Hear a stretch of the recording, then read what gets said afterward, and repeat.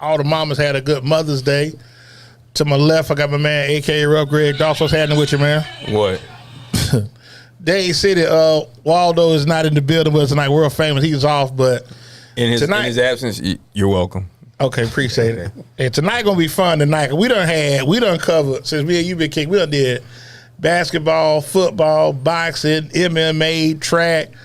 But baseball is gonna be the subject of what we getting on tonight. Finally. So without further ado, man, we got a couple coaches. I'm gonna look like one tonight. Yeah.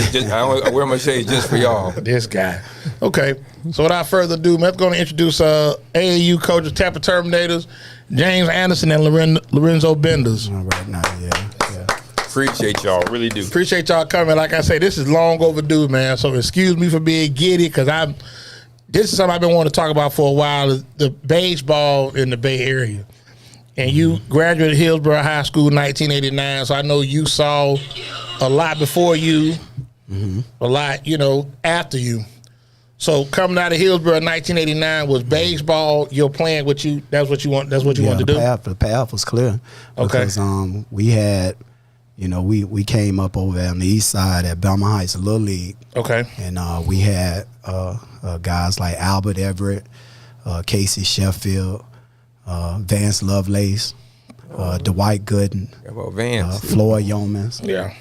We had guys like that, Tony Thomas, and just people who didn't make it, who was like top tier baseball players on that side. Right. But a lot of those guys, they went to Hillsborough before us, and when we would be at the Little League baseball park, we would see them coming back to the park with Coach Reed, and a lot of them still had like Little League eligibility on the big field. So some of them was like 15, some of them was like 16.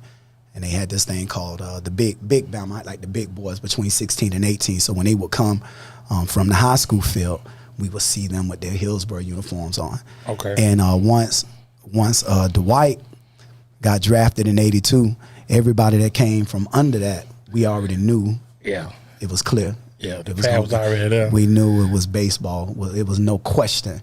You was gonna be you going all in because it was real. I'm gonna tell you a funny story, man. The White pitched 4th of July 1985 in Atlanta, and I'm a Braves fan because I remember he hit the league in '84, and when he hit, he took off, and it was like, who is this dude? He from Tampa, Florida. So that was my first introduction. I knew about the Bucks, but growing up, everything seemed so far away. Right. When they started talking about different places. Right. So to move down, I moved out here, ain't that you graduated. So I remember East Lake Ball, all the stuff going on, and Dwight was like royalty. Still is. Right. But Dwight good, like people were proud, like they were Dwight from. Right. He was the first one. He was the first. We talk all the time. We text each other. Been knowing him since I was a kid, and he was the first one.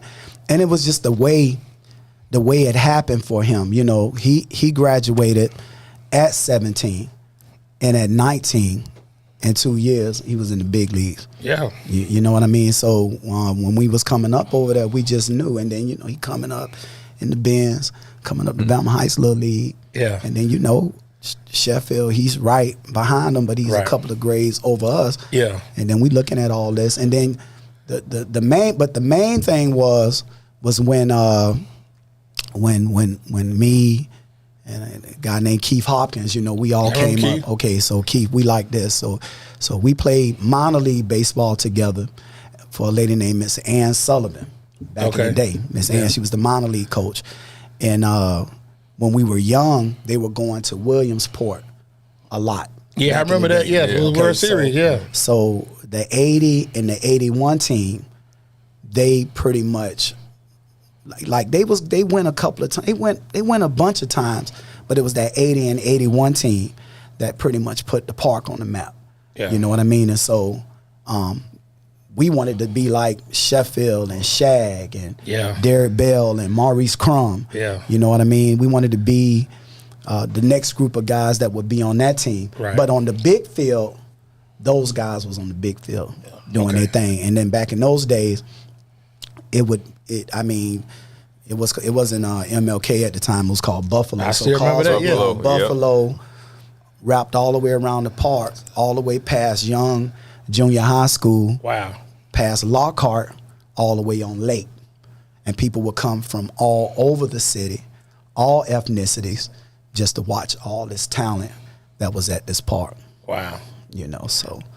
And then the thing about that is Hillsborough was the zone school, so it's kind of formality. You play at Belmont Heights, you going to Right, in a serious, like something serious happened around that time. So when the Gaither came into existence, they kind of broke all that up. And it was funny, like in Cottage Hill, you had some people that went to Hillsborough, you had some went to Jefferson, and you had some that went to Gaither.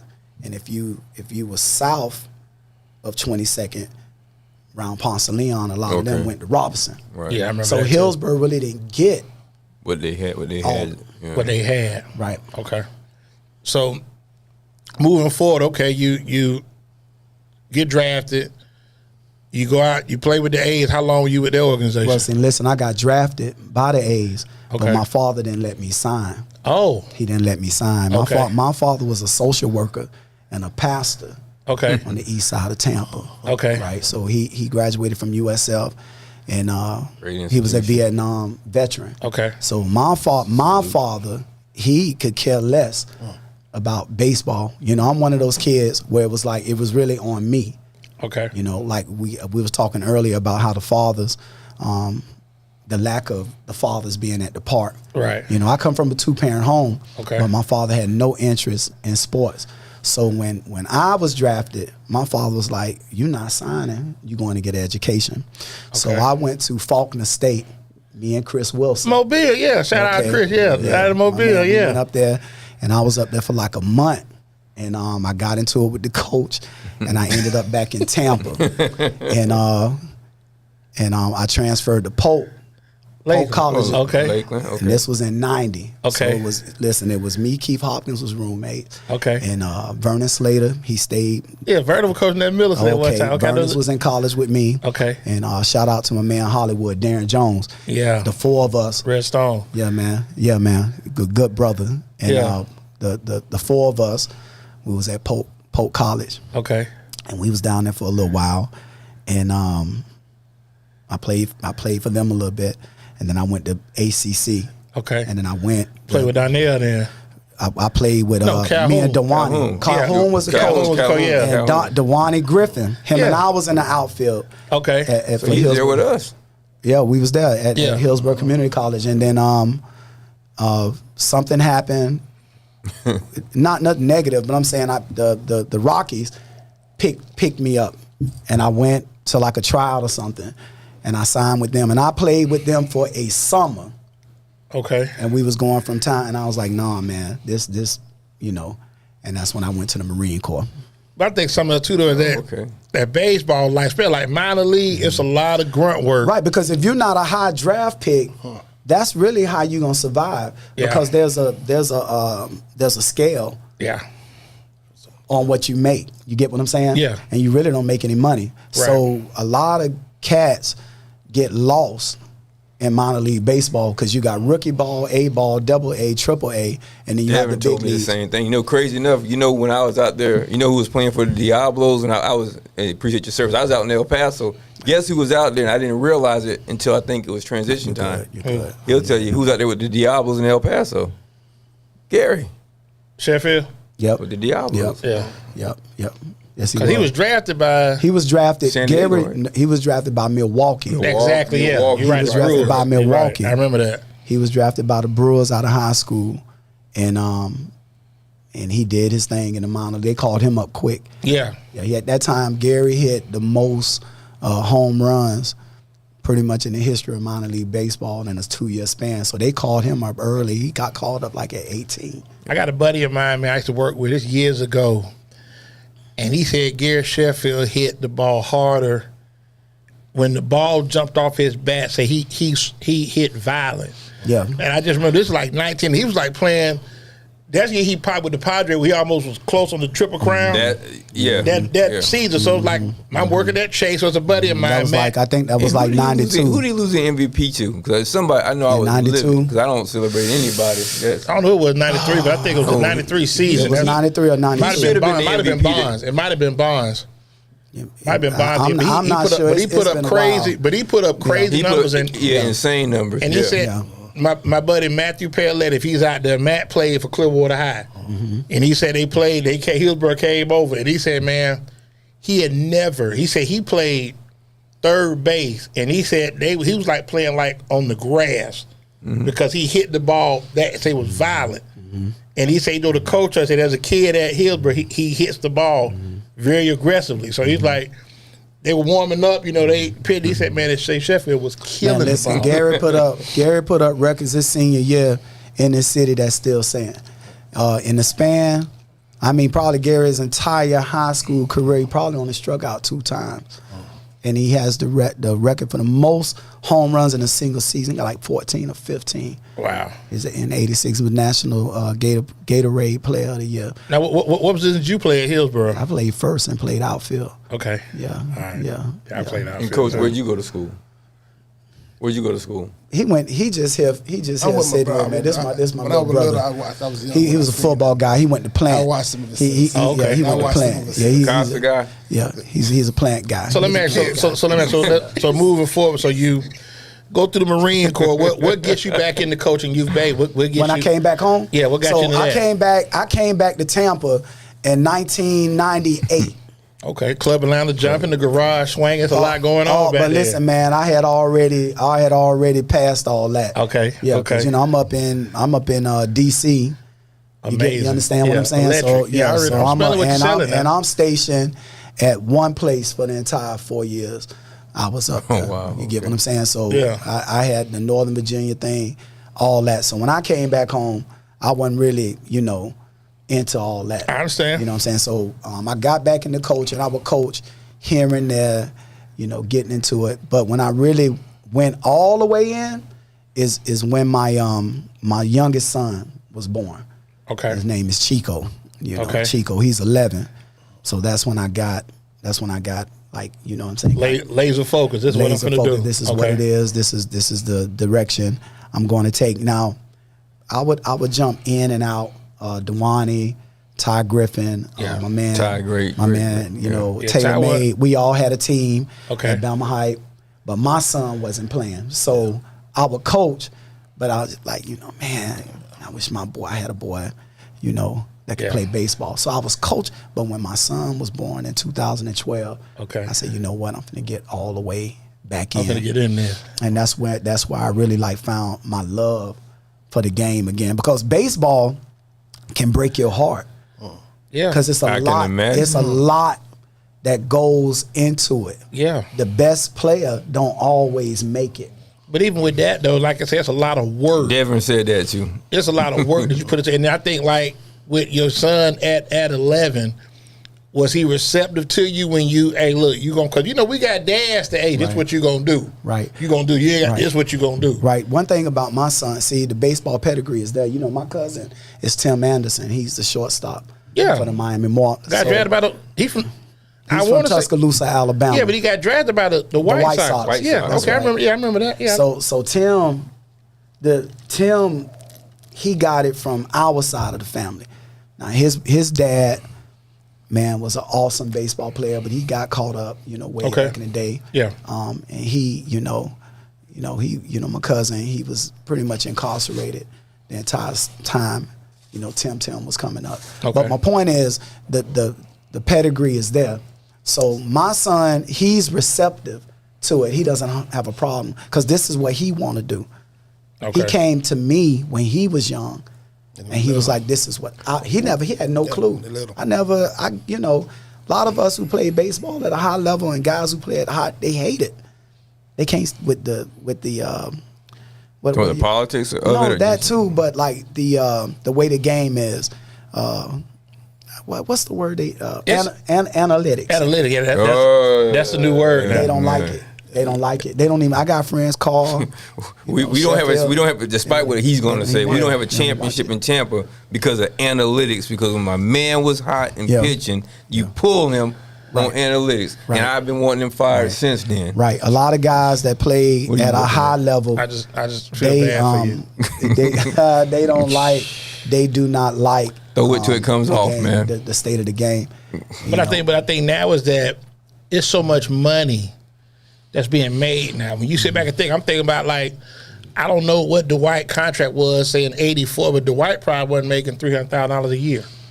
Just think off the top of my head. When he first got there? When he first got there. No, absolutely not. That's what I'm saying. So Absolutely now you not. looking at somebody just got like, they got guys making $25-30 million a year, and they pitch every 4-5 days. Right. That's a lot of them. But, you know, you look at not just middle relievers. You know who DHs make huge money now. Yeah. And I did not realize the kind of money. I was looking at the chart because I'm trying to figure out how to get Kevin Cash out of here. But at any rate, but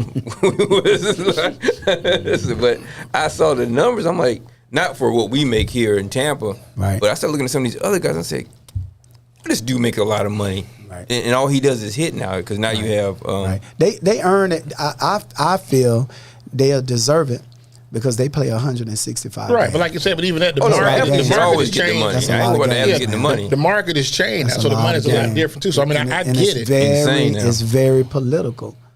It's very political. It's the baseball is you have no idea. I know you're gonna tell us, though. I mean, I'm just saying what goes into it. Like you talking about image, endorsements,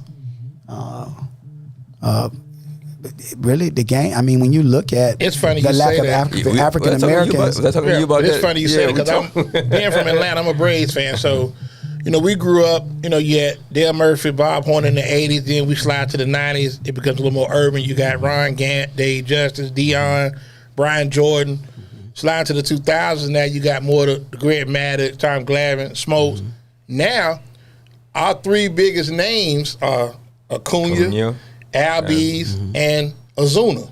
That's right. Well, they black, but ain't no English. what I'm saying, but it it- ain't no English coming out their mouth. Right, but that's even like with Acuna and Albie, when they get on base, they animated. When they get on base, they get animated. So it's Right. like, is America really ready for that?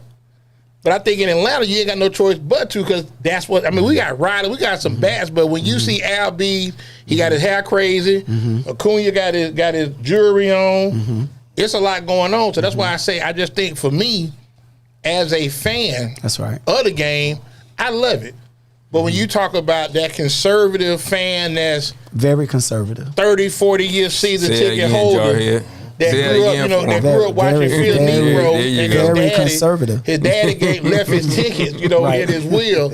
He's not like, wait, like, what is this? Right. You understand what I'm saying? But Right. but that's what's happening, in, you know, in Atlanta. Right. Don't act like you didn't Right. hear what the man said. But we're gonna- it's very conservative. And then when you we talk, had a discussion too Yeah. about that. Somebody said while we're not there, I said you're looking at the guy, but when he speaks, see, they're comfortable with that. Then it won't be comfortable with me.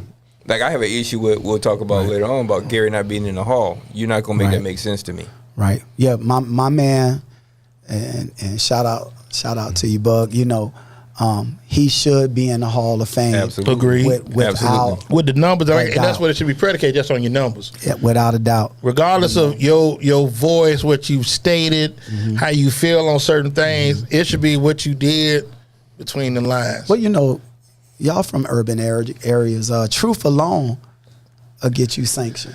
You know, just Yeah. truth. You Yeah. know, Gary always spoke, stood on his truth. Right. And he spoke the truth, and he spoke from the heart. But one thing I could say, you was talking about the international game and how the game is in America. We're falling behind because the baseball players that are coming from those areas in the world, they train more. Because I'm a baseball skill development coach, and I peeped it. Okay. They train more than they play games.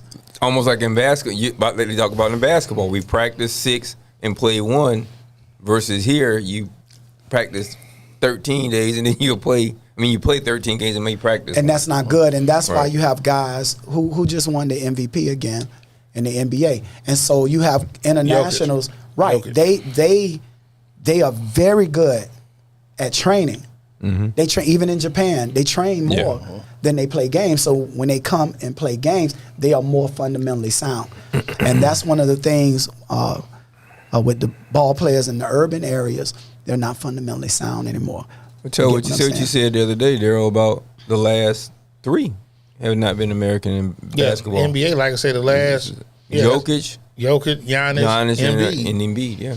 But like you said, but even like in baseball, you have international players that are winning MVPs and are the best players on certain teams. Like you look at the Astros, Altuve, that's their best player. Then you go to the Rangers, Garcia is their best player. So it either last night either end with an A, E, O, something like, you know what I'm saying? Right. So it's not they not American players. That's and right. I think or an S like Torres over there, but at the end of the day, you have where the international game has, I don't know, and I think that's my thing is for us as minority ball players, and that's what I want to get to. So in fact, Torres, we're gonna be commercial free. We're gonna ride with y'all to about 8-10. We'll acknowledge the sponsor we get through. This is good. Well, let me say this. Go ahead. The MLB, they are making steps to send resources and programs to urban areas. Now we have one in Tampa called the RBI program.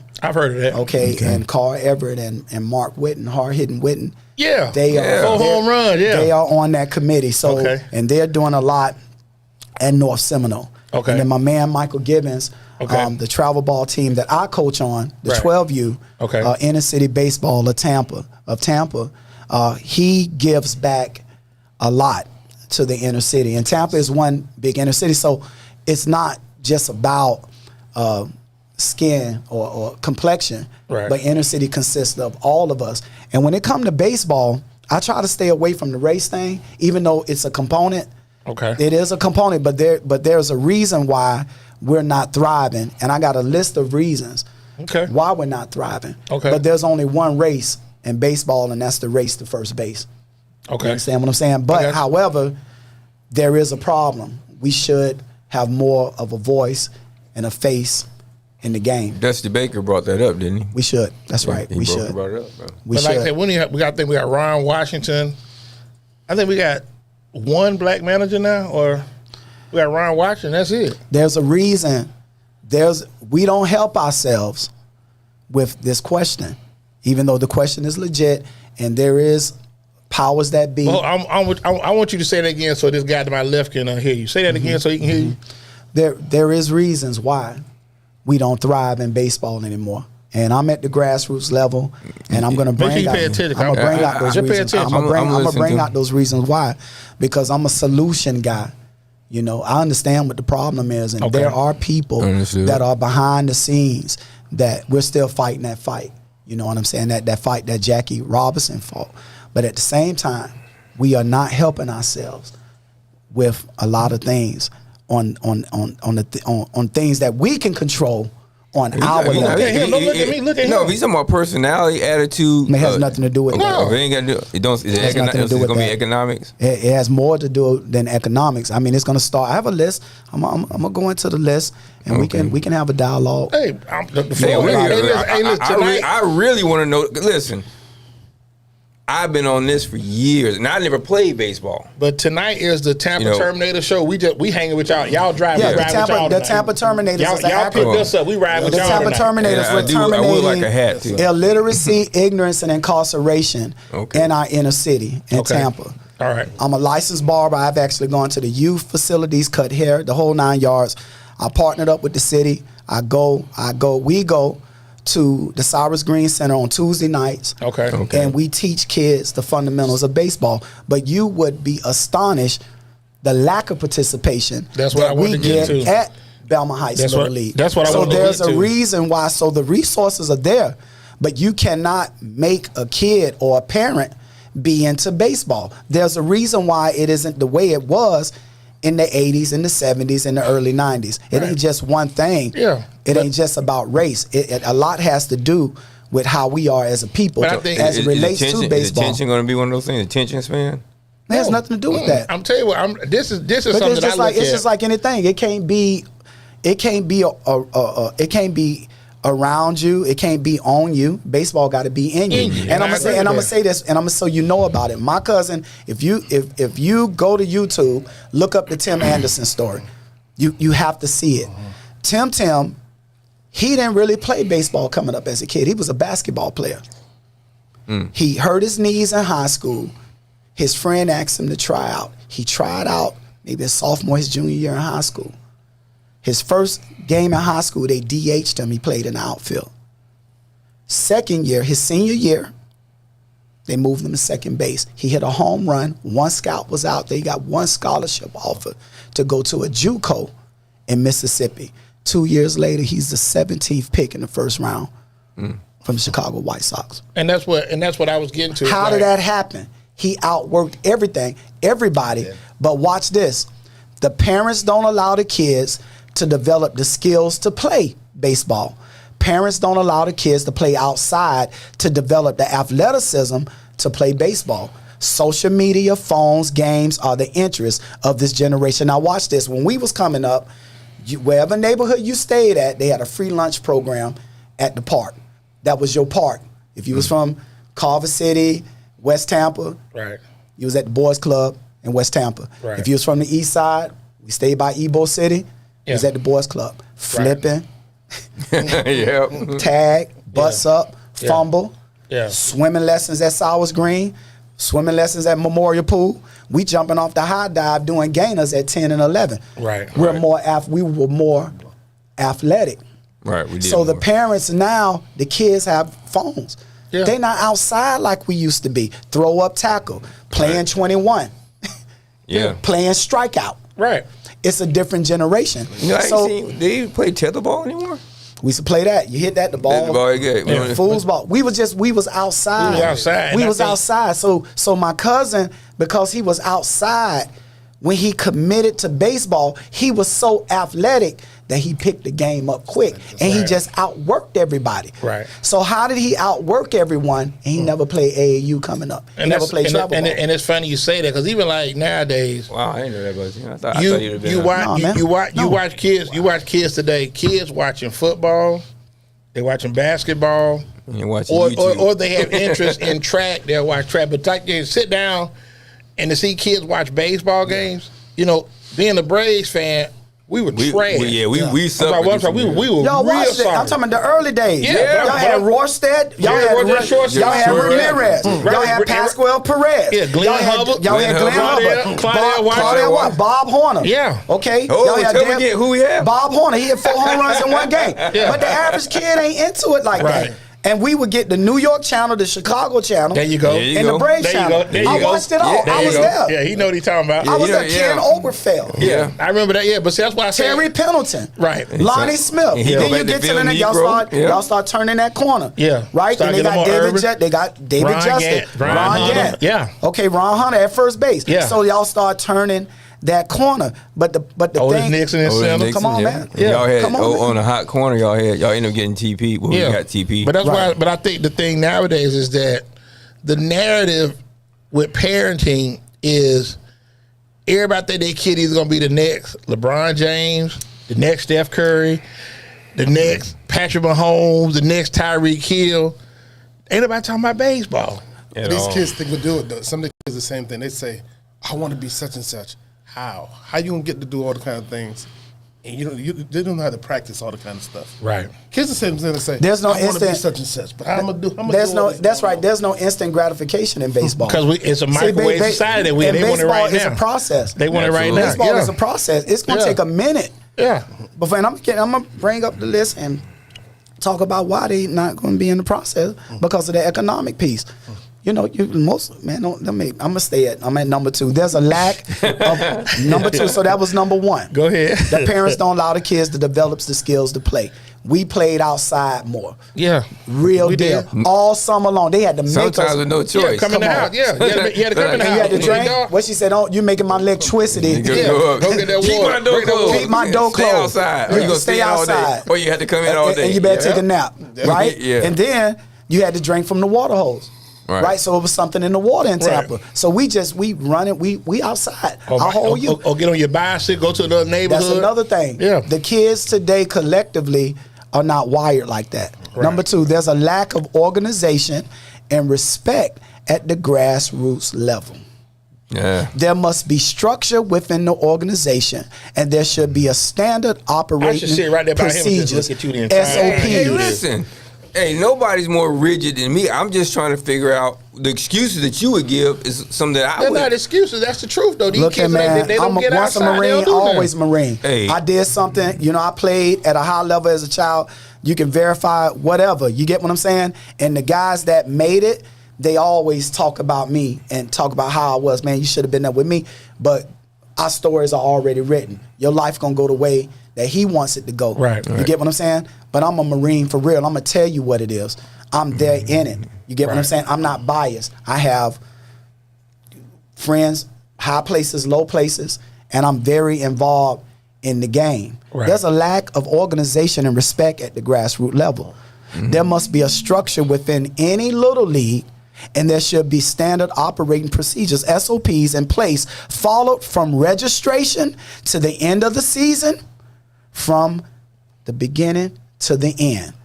Most baseball programs in inner city, baseball is something they do because they into football. They can't wait to run to the football field. Most of the people that are running the baseball organizations, they are football guys. They are not baseball guys. That's what the issue is. You got to be a baseball man. Right. To know the inner workings of baseball, yeah. I played football as a kid. Me and Trevor played on the same Thornton. Okay. Me and Trevor played. We Cool. played on, but football wasn't my primary sport. Right, that wasn't so your what thing. I look like going to any football organization and being the president or the VP of any football organization. Or a coach. Well, I volunteered when my son played for the Spartans. Right. But I'm not a football guy. Right. I'm a baseball guy. The problem is the football guys are at the park running baseball programs. It is what it is. They're not baseball guys. So do you think we need more involvement from baseball guys, or how can we get them out? We must become more organized because we're not gonna come out if they don't show the respect at the grassroots level of the game. You're not gonna tell a baseball guy who went to college or who got drafted or who played in the minors or who even made the big leagues. You're not gonna tell him too much about the game. What you gonna tell him? Yeah, that's kind of like the 707 kid with Cam. How you gonna try Cam? And he's been that, you know. If Sheffield come out to the park, you gotta listen to Sheffield. You can't tell him he know the game at the high. Exactly. Nothing. But they feel because at the grassroots level, because they've been here for a certain amount of time, but when you have a person that's there that done it at the high level, you got the experience is life's greatest teacher. That's right. Period. And that's, you know, I don't, you know, and you know, you all, I didn't have the luxury or whatever. I lived all over the world. My parents are both retired Air Force. Yes, sir. So when I was in, and I actually worked, so I know, sir, but I work for a living. But I was in Texas, Mississippi, you know, Georgia, been all over the place, and you're right. But the discipline factor, which we talk about, I never was in an area or in a school where discipline wasn't the thing, because who was the majority of the community? Military. So That's you right. know those kids wasn't gonna have the things you're talking about. We need that from the school level to the house to everywhere else, because that is the one element you have to have in your system to make it anywhere in life. Because events, right. and you know, but see, another thing social media has. Everybody want to be what you say can make any. What you say about social media? Influencers. No. What you say with social media can make what? Make you be anybody you want to be. There you go. Right. And you right. ain't Everybody is a legend in their own mind. Yeah. So we must become more organized, and the leaders must have real baseball knowledge to teach the game. I always say this. This is why I say to kids. Our ceiling is the kids' floor. Right. If my ceiling is here, and I want to teach kids, how they gonna get to the next level if I've never been to the next level? Right. And if I haven't been to the next level, I have to be smart enough to get my child around people who's played. Who've been there. Right. Professional pitching coaches, professional hitting coaches. That's a good way to So look when at you it. ask me what's the problem with That's what baseball, Deborah said, yeah. that's what the issue is. They want to control baseball at the grassroots level, and they not qualified to teach these kids on that level. You got kids, you got coaches, I'm just gonna say it, out there smoking in front of kids, pants hanging. But when we was coming up, there was real coaches. Yeah, you look like manager, or you look like I look like a coach. but I even dress that, though, like a coach. I carry myself as a coach. But you had such a great mentor in Coach Billy Reed. That's right. You know, may the Lord be pleased with him. He was a father figure to a lot of kids. That's and right. it wasn't just baseball. That's right. He touched and impacted a lot of people. And I think that's something that... That's the man he was. That's the man he was. Right. But I think about Two Boys' dad at King. Yeah, Henry right. Washington. Mr. Same thing. Same type dude. Coach Hub with you at Coach Jefferson. Hub, yeah. Same type dude. So nowadays, you don't really have that now. And it's by default. Yeah. That's what I'm saying. Why right. not? Right, I'm yeah. that way. Right, but like you said, He's that way. But the respect, You that way. But the respect, because and if you say something to a kid now and you upset him, then you got why my baby? Like I always try to tell people. I went through that. Okay, I went through that. But I'm old school. My best player's gonna play. I ain't on that daddy ball. I don't care how much money your family gives. Do they come to practice? They definitely gotta come to practice. That's it. You gotta come to practice. They gotta come to practice. They gotta come to practice. There's certain things that are non-negotiable when it comes to sports because it's no different than being prepared to go into a foxhole. That's These right. are experiences that everybody wouldn't have either. That's right. And I've been called really rigid and other things as well, but the reality is there ain't no reset button on some of this stuff. The past is always with us. What go. came first is the truth. Fitzgerald said that in the story, Gatsby. You can act like you somebody different, but what would make you who you really are unless you went through what you really went through. So you can front and act like you somebody else and give yourself a new name. Right. But I know the truth. Yeah. I knew who you was in the 70s. And I knew who you was in the I had to 80s. start collecting. I knew who you was in the 90s. Preach on, man. Okay, and so this is what we producing out here. Right. A bunch of kids who don't respect no type of authority. I said in the beginning, them phones. Right. So we got to have qualified players. Qualified players must come back and give back at the grassroots level if we are to revive baseball again in the inner city. In other words, we got to humble ourselves and say, you know what? This is the state that it's in. I'm going to work from here. That's what Carl is doing at North Seminole. That's what Mark Whitten is doing. That's what I'm doing. That's what my man Taylor Made is doing. A lot of us who played at a high level and the others even higher levels, they come back to the park that they came up in. And they say, you know what? I'm going to look beyond what I see and I'm going to do the best I can. With what I got. I'm going to do the best with what I got. And that's all you can ask for. Qualified players got to come by because kids go by what they see. You're right. Oh, I'm such a... First thing, you need to go into the phone. Who coach is? Okay, Coach Anderson. Okay, he did get drafted. He played a little bit. Okay, I'll listen to him. Right. But then I got to go get another coach who was in the big leagues. Right. And say, okay, I got you here, but now I got to get you over here. Right. To take it to the next level because Little League is what it is. It's rec ball. Right. And you can't expect someone who paid $100 and it's just an outlet for a kid to be playing competitive. So the kids that desire to be a certain way, you have to create a bridge for them to play at a higher level. And that's what's lacking as well with our peoples. It's a money grab. It's too many coaches who feel like they should get paid for their time doing big league service. And they want to pay urban kids who can't afford it. They want to charge them an arm and a leg. And I think that's not right. The most to me that's the most disturbing thing about it is that I really feel that when you coach it's thankless work to begin with. That's right. So when you take their responsibility, when the Lord calls you to do it, whatever summons you to want to coach kids, it's a lot that comes with it. But like you said, we have to be fair with what's available to us. That's right. So like you said, when you start coming up, 'cause I tell them all the time, like, we're around the same age. And I remember AAU, my cousin played basketball in Atlanta. It was the 12 best kids in Atlanta. That's right. So it wasn't like, okay, my uncle a doctor or my daddy owned these restaurants. Okay, you start a team, we start a team.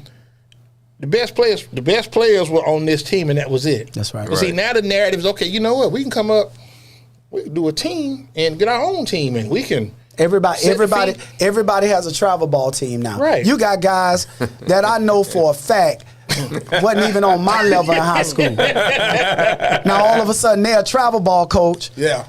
Because they didn't do what they were supposed to do in their youth. I ain't throwing no rocks, but I'm just calling it the way it is. And so it's a money grab. Right. Now they getting money. They think they somebody. Man, come on, Playboy. You come on. I'm telling you. You were sitting at the end of the bench. Now all of a sudden you this big time travel ball coach. Right. And taking these people money, giving these false promises, and you really don't have the contacts on the big league level to get these guys looked at. That's another thing. Who's really looking at these guys? So you selling dreams. You selling dreams. At least with this ICB. Okay, Kevin my man, Coach Michael Givens. Look him up. He just opted out of his contract with the Marlins. He is the first MLB player in the history of Tampa that was an active player giving back to the inner city. In the history of the city. I'm not throwing no rocks at nobody. I'm just calling the truth for what it is. Okay. So watch this. Number 4, our kids have to make a decision early which sport will be their primary of interest because real baseball players are playing all year round. The game has caught up and passed us. That's the truth. Yeah, and I think something they got to decide early. And I played baseball every year in high school, but like you said, I played football, and we had out of the 15 guys that played for us, we probably had 7 guys that played football also. That's right. So you got a handful that they were baseball only, but like you say, we didn't have the summer camps. We didn't have that. Right. So you played baseball in high school, and you might play. It wasn't American League, it was park ball, but it was like 14 to 16. That's right. And that's what it was. So when you still 9th, 10th grade, you could still catch on. And you know how strong. What do you call it here though? Was it pony league? No, he said American League. It's different. So you had here in Tampa, it was Little League baseball and it was Colt League, pony baseball, Bronco, Mustang, Pony. Yeah, I remember that. Colt, I remember that. Right? Yeah. And you get the lead off. Those same rules is how they play travel ball.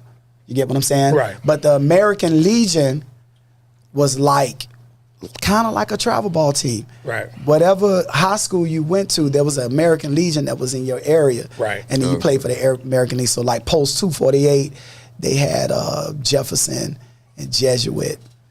And it's another school that's coming to my mind. But all of them played on that team. And then you had and then you had the Brandon Post. You had the guys from Brandon, Armwood. They was on the same team. Yeah. And then you had from Hillsborough. We was on the team that was like a Belma Height post team. Okay. And then we played at North Tampa as well. Okay. And then Lato. Everybody had their own team. So, but we played all year round. Now, if you was a top tier football player, you was playing American Legion, and you was playing football, but you was really top tier. You was top tier. Sheffield played football in high school his senior year, so he can do both. Yeah. So did Maurice, and he still and Crum can do he's still gonna play. But that's the exception to the rule, brother. So a person gonna have to decide early. Right. What is it he's going? You know what I'm saying? So that he can keep up. Because if you put the baseball down for 30 days, you will see a dip. It's quick. That's anything though. You saying that, as I think about it, Oscar, who was a pitcher, was our own. He's the only football player I can think of at Jefferson that played baseball. That played with Pop. Yeah. And you got to think. Well, Fred was 2 years before I got there, and Fred didn't play no football. He ain't played no football, and he was all right. He got cut on his Hall of Fame speech. He talked about how Pop cut him. Yeah. He really wasn't that good then. So he said he had to go lift weights. He had to get in shape. Yeah, get himself right. And he got put on the map when he hit that bomb off of Dwight when they both was in high school. He cleared it off. Dwight couldn't. People in baseball, they know this story. But Fred McGriff made it because he got in the weight room. So he hit in high school on him? You know what I mean? High school. Yeah. Okay. Got Gary up, got Dwight up out of there. Hit a bomb. Okay. Legendary. And the rest is history for Fred McGriff. Yeah. But he got in the weight room and got serious about the game.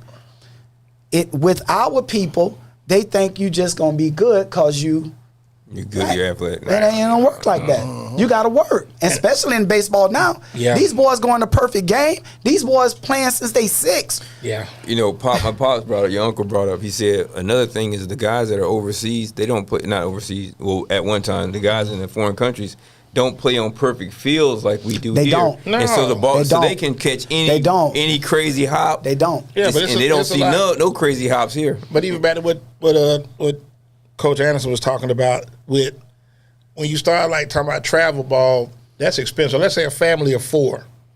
Let's say, okay, we got games in Savannah. Got to pay the travel. Got to pay to eat. Hotels, rooms.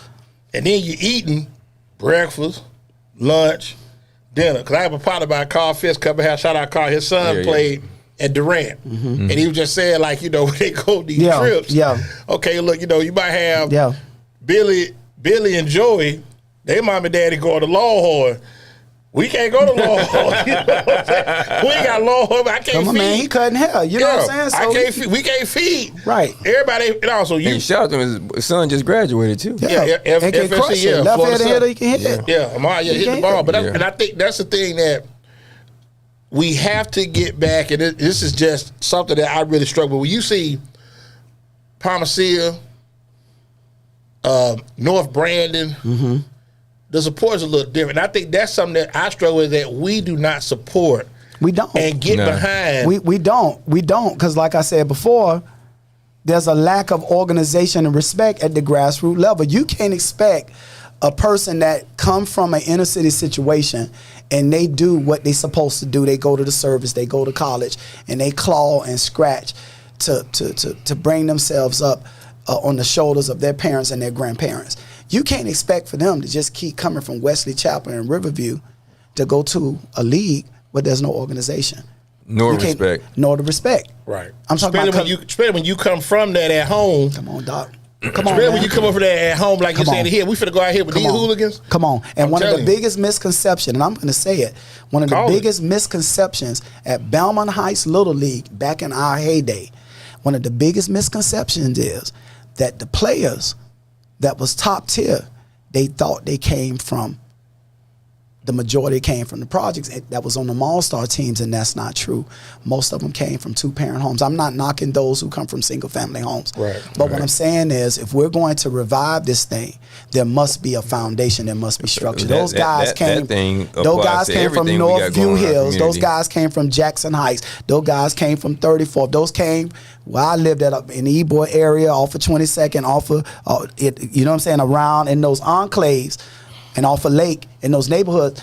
Those guys that was on the all-star team, the majority of them came from a place of structure.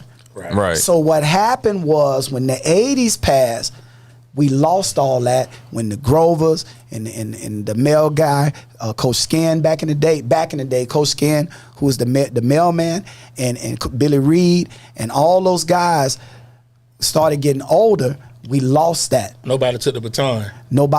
The baton was passed. Hey, like I said, listen, we dropped the ball, kicked that joke over the fence and into the alligator pond. You get what I'm saying? You get what I'm saying? And then, and a lot of factors play into that plagued our community, the crack cocaine epidemic. Yeah. That has hurt us from top all the way to down. bottom. Yeah. So when people come back to give back, and I've seen it, they came back to give back guys, top tier guys, the Ty Griffins, you know what I mean? Yeah. It's like we are seen as, somebody that's a threat to how it is now. You get what I'm saying? Right. There's a level of professionalism that those guys had, those coaches, Chris Wilson father. Yeah. You get what I'm saying? Those forefathers, they carried themselves with respect. They wasn't at that park being a certain type of way. They was men that you can look up to. But it's just a reflection of society. So I'm not singling out nobody. No. I'm just saying it's just part of what we're dealing with now. Just like me, as a soldier, whether it's always going to be somewhere around you. It's a time and a place for everything, right? That's right. So when you walk into any arena, any field, any what have you, from the moment you cross that threshold, that's what you're supposed to be. You got to be professional. You got to be. And they kept it away from the field. They kept it away from the babies. We're all human, but But I think something else too is that younger children don't identify with history well. No, they don't. That's something like you said, when you could sit back and do a roll call. That's right. Of athletes that have come from Belmont Heights. That's right. And went on to play baseball. That's right. So when you take younger kids, they don't really. I don't want to say don't care, because I think that comes across. Well, it has to be taught. That was taught to me. I observed a lot, but that was taught to me. Coach Reed used to talk to us about that, because Coach Reed was also like one of the coaches that would pick the all-star team, even though he was one of the founders of Belmont Heights Little League. So we're just talking about the urban situation. Right. that your history got to be taught. It ain't innate. You ain't just gonna know because you come into existence. So if you're not talking about it, but then you have a whole generation that don't know. And he's an educated man that people, just not, just the fact that he's where he was would signify it. I tell him the thing I didn't appreciate, and I love Coach Hub and Coach Nelson, Coach Mack, Coach Dawson. That's right. And Coach Al Barnes. That's right. They were all on my staff at Jefferson. That's right. And you think about it, I wouldn't, I'm not militant, but I didn't even think about that. But when you talk to Trigg, he'll tell you what, look at all the great black educators I had right there at Jefferson. You did. On my staff. You did. And the history of that there's a history that comes with that. Most of those guys they parents from Blake. Mm-hmm. Right. And the guys that was on the east side, they parents from Middleton. Right. And a lot of them went on to school. And they all went on to school. One group went to Bethune, the people from Blake, West Tampa, In Middleton. in Carver City. Right. They are or the alumni FAMU. But most of them are Cookman alumni. Yeah. Right. On the east side, most of them are FAMU alumni. Right. This goes way back, bro. Right. All the way back 60, 50 when years the ago. riots in Tampa and the kid was shot in Central Park. Right. In the city riot, and the community leaders came together back in the day and they asked them, what do we have to do to stop this? And they gave the East Side Belmont Hype Little League in 1968, and they gave the Yellow Jackets to West Tampa in 1968. And the Yellow Jackets, they still an organization. the Blake, that's another conversation. Not Blake. But what I'm saying, the Little League Yellow Jackets, they took on the moniker of Blake High School, the same colors. Right. And Belmont High is burgundy and gold. They took on the colors of Middleton. Right. This goes way back. Okay. You get what I'm saying? So the DNA markers are there. Like when you were talking about the gentleman at Jefferson, they was there. Right. I also had Rudolph Harris. There you go. See? But what happened was, for some reason, our people, and it's just not us, it's all across the board.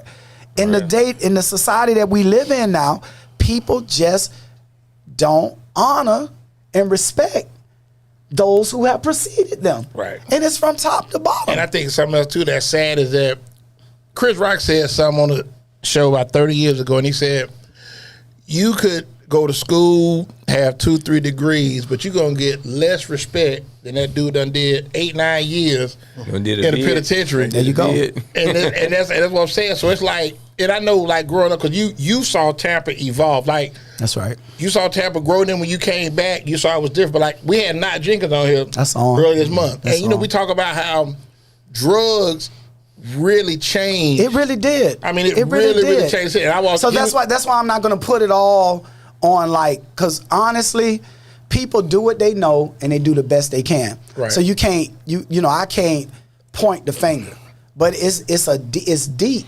This even with what we see in the city, all around the country, gentrification, the whole thing. Right. It seems like, to me, it is a plan that has been put in place. Even from your day with the interstates going in all the inner cities, all from the East Coast to West Coast. The reason that they were put there, whether it had to do with devaluing land or what have you. Right. And then they come back and look what it's worth now. Right. So that's my point. So when we're going to look past all of that and just focus on the youth, that's where I'm at with it. I understand history. I understand I'm not all knowing. I'm not God. But what I'm saying is I understand what has happened and I understand what is going on. And there are certain things that I can't control. We can't control. Right. But what I can control is my son doing something every day to go forth in his dream of becoming a baseball player. He can go outside every day and take 75 cuts from the left side, 75 cuts from the right side. He can go out there and hit the tee. I don't see that with our people. They don't want to hit off that tee. They don't want a long toss. They just want to play football. Why is that? They just, you ain't finna be no 6'6", you ain't finna be 6'7". But I think the thing with football is that, just like you said, the instant gratification, like you could have a skill running, catch or whatever. But baseball, you really got to put the work in. You got to put that work in. Man, you got to put that work. It's a lot of work that you got to put into. It's a lot of work, man. Well, it's a lot of work. Good baseball players are probably the kind of people that can sit through a good sermon. You don't have a lot of them anymore because, we had 2 and 3 hour sermon. Right. I'm not even being funny. You think, even when it comes to what I do with guys, it's the attention span. I never thought about it because I don't play in the outfield. We don't got 7, 8 runs scoring, and you just out there. Right. Please, let's get the 3 outs. Like, man, we ain't gonna never get out of here. So I get it, but like you said, it's everybody. It's a different kind of mind to play baseball. It really, you got to be born that way. You got to have it in you. It got to be in you. It got to want to play baseball. That's right. Because it's never, especially out here in the South, it's never cool. It's always going to be warm. So football is, football kind of cool off, say, October. But when you start playing baseball, and I know we started practicing, say, February. So from February through May, it's hot. We used to say when we was coming up in Tampa, those of us who really was into baseball, it was from Sunday to Sunday. Okay. So when everybody went after the season was over, and they went to the Eagles, they went to the Spartans, they went to the Rams, they went to Skyway, we were still at the park playing baseball. Okay. All summer long. We'll get our free lunch, we'll hop the fence, and still be playing baseball. Y'all out there playing in the fall. So when the spring come around, here they come from the football field, and it is what it is. They football players primarily, but we was always a little bit better than those who didn't play baseball all year round. And then what happens is when they get on the big field at 13, they are intimidated. And at 14, they done. That's when you really start getting better because the field is bigger. And now you lifting. Now it's a challenge. Can I hit it in the graveyard? Can I hit a home run dead center? Can I hit it the right field? Then once you conquer that, then you get in high school, the fields are bigger. Right. So most of our kids, they get intimidated. The base paths are longer. Right. The pitching is further.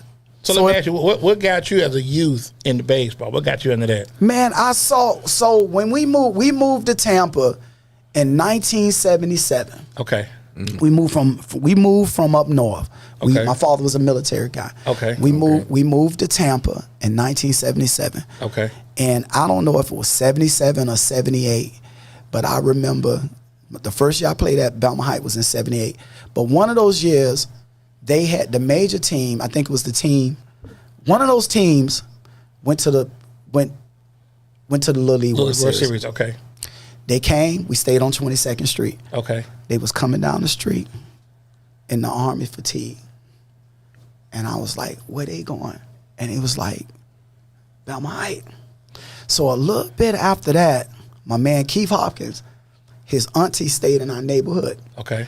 And we was playing strikeout on the wall. Okay. And I said, where you going? He said, I play baseball. I said, I want to play. He said, well, you could come. I said, well, I can't play because, my parents in church. Yeah. Getting back to church and hard, but baseball is of the devil. Jesus coming back today. You better get ready. Get your house. They ain't believe, it is what it is. And I thank God for them because they gave me that spirituality and it keeps me grounded to this day. Respect. I keep the main thing. Respect.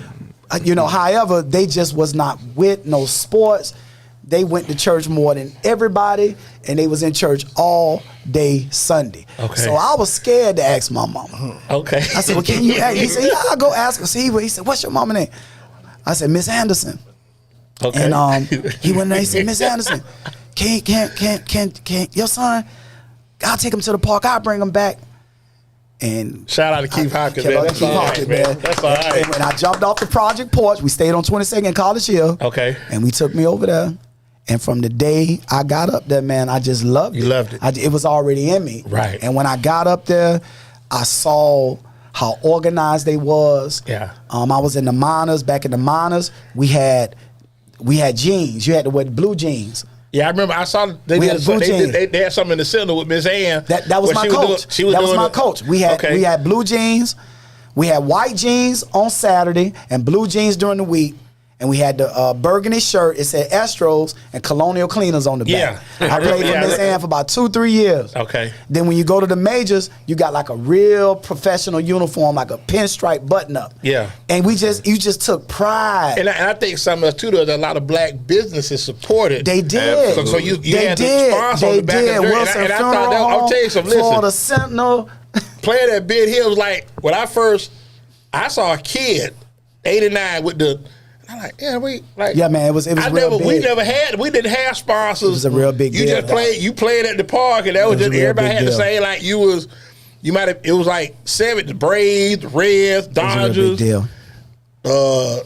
We had the Tigers, Yankees, but everybody had basically like the same like style. So that stuck out. You know what I mean? These men laid it out so masterfully. They had 8 teams in the minors. Okay. And the minors was from like 7 years old to like 9. Okay. They had 8 teams in the minors, 6 teams in the majors. 6. Okay. Senior American was just 13-year-olds. You had 4 teams in the Senior American. Okay. And 14 and a lot 15 of participation, man. had 4 teams. When that crack hit, we still haven't recovered, brother. Right.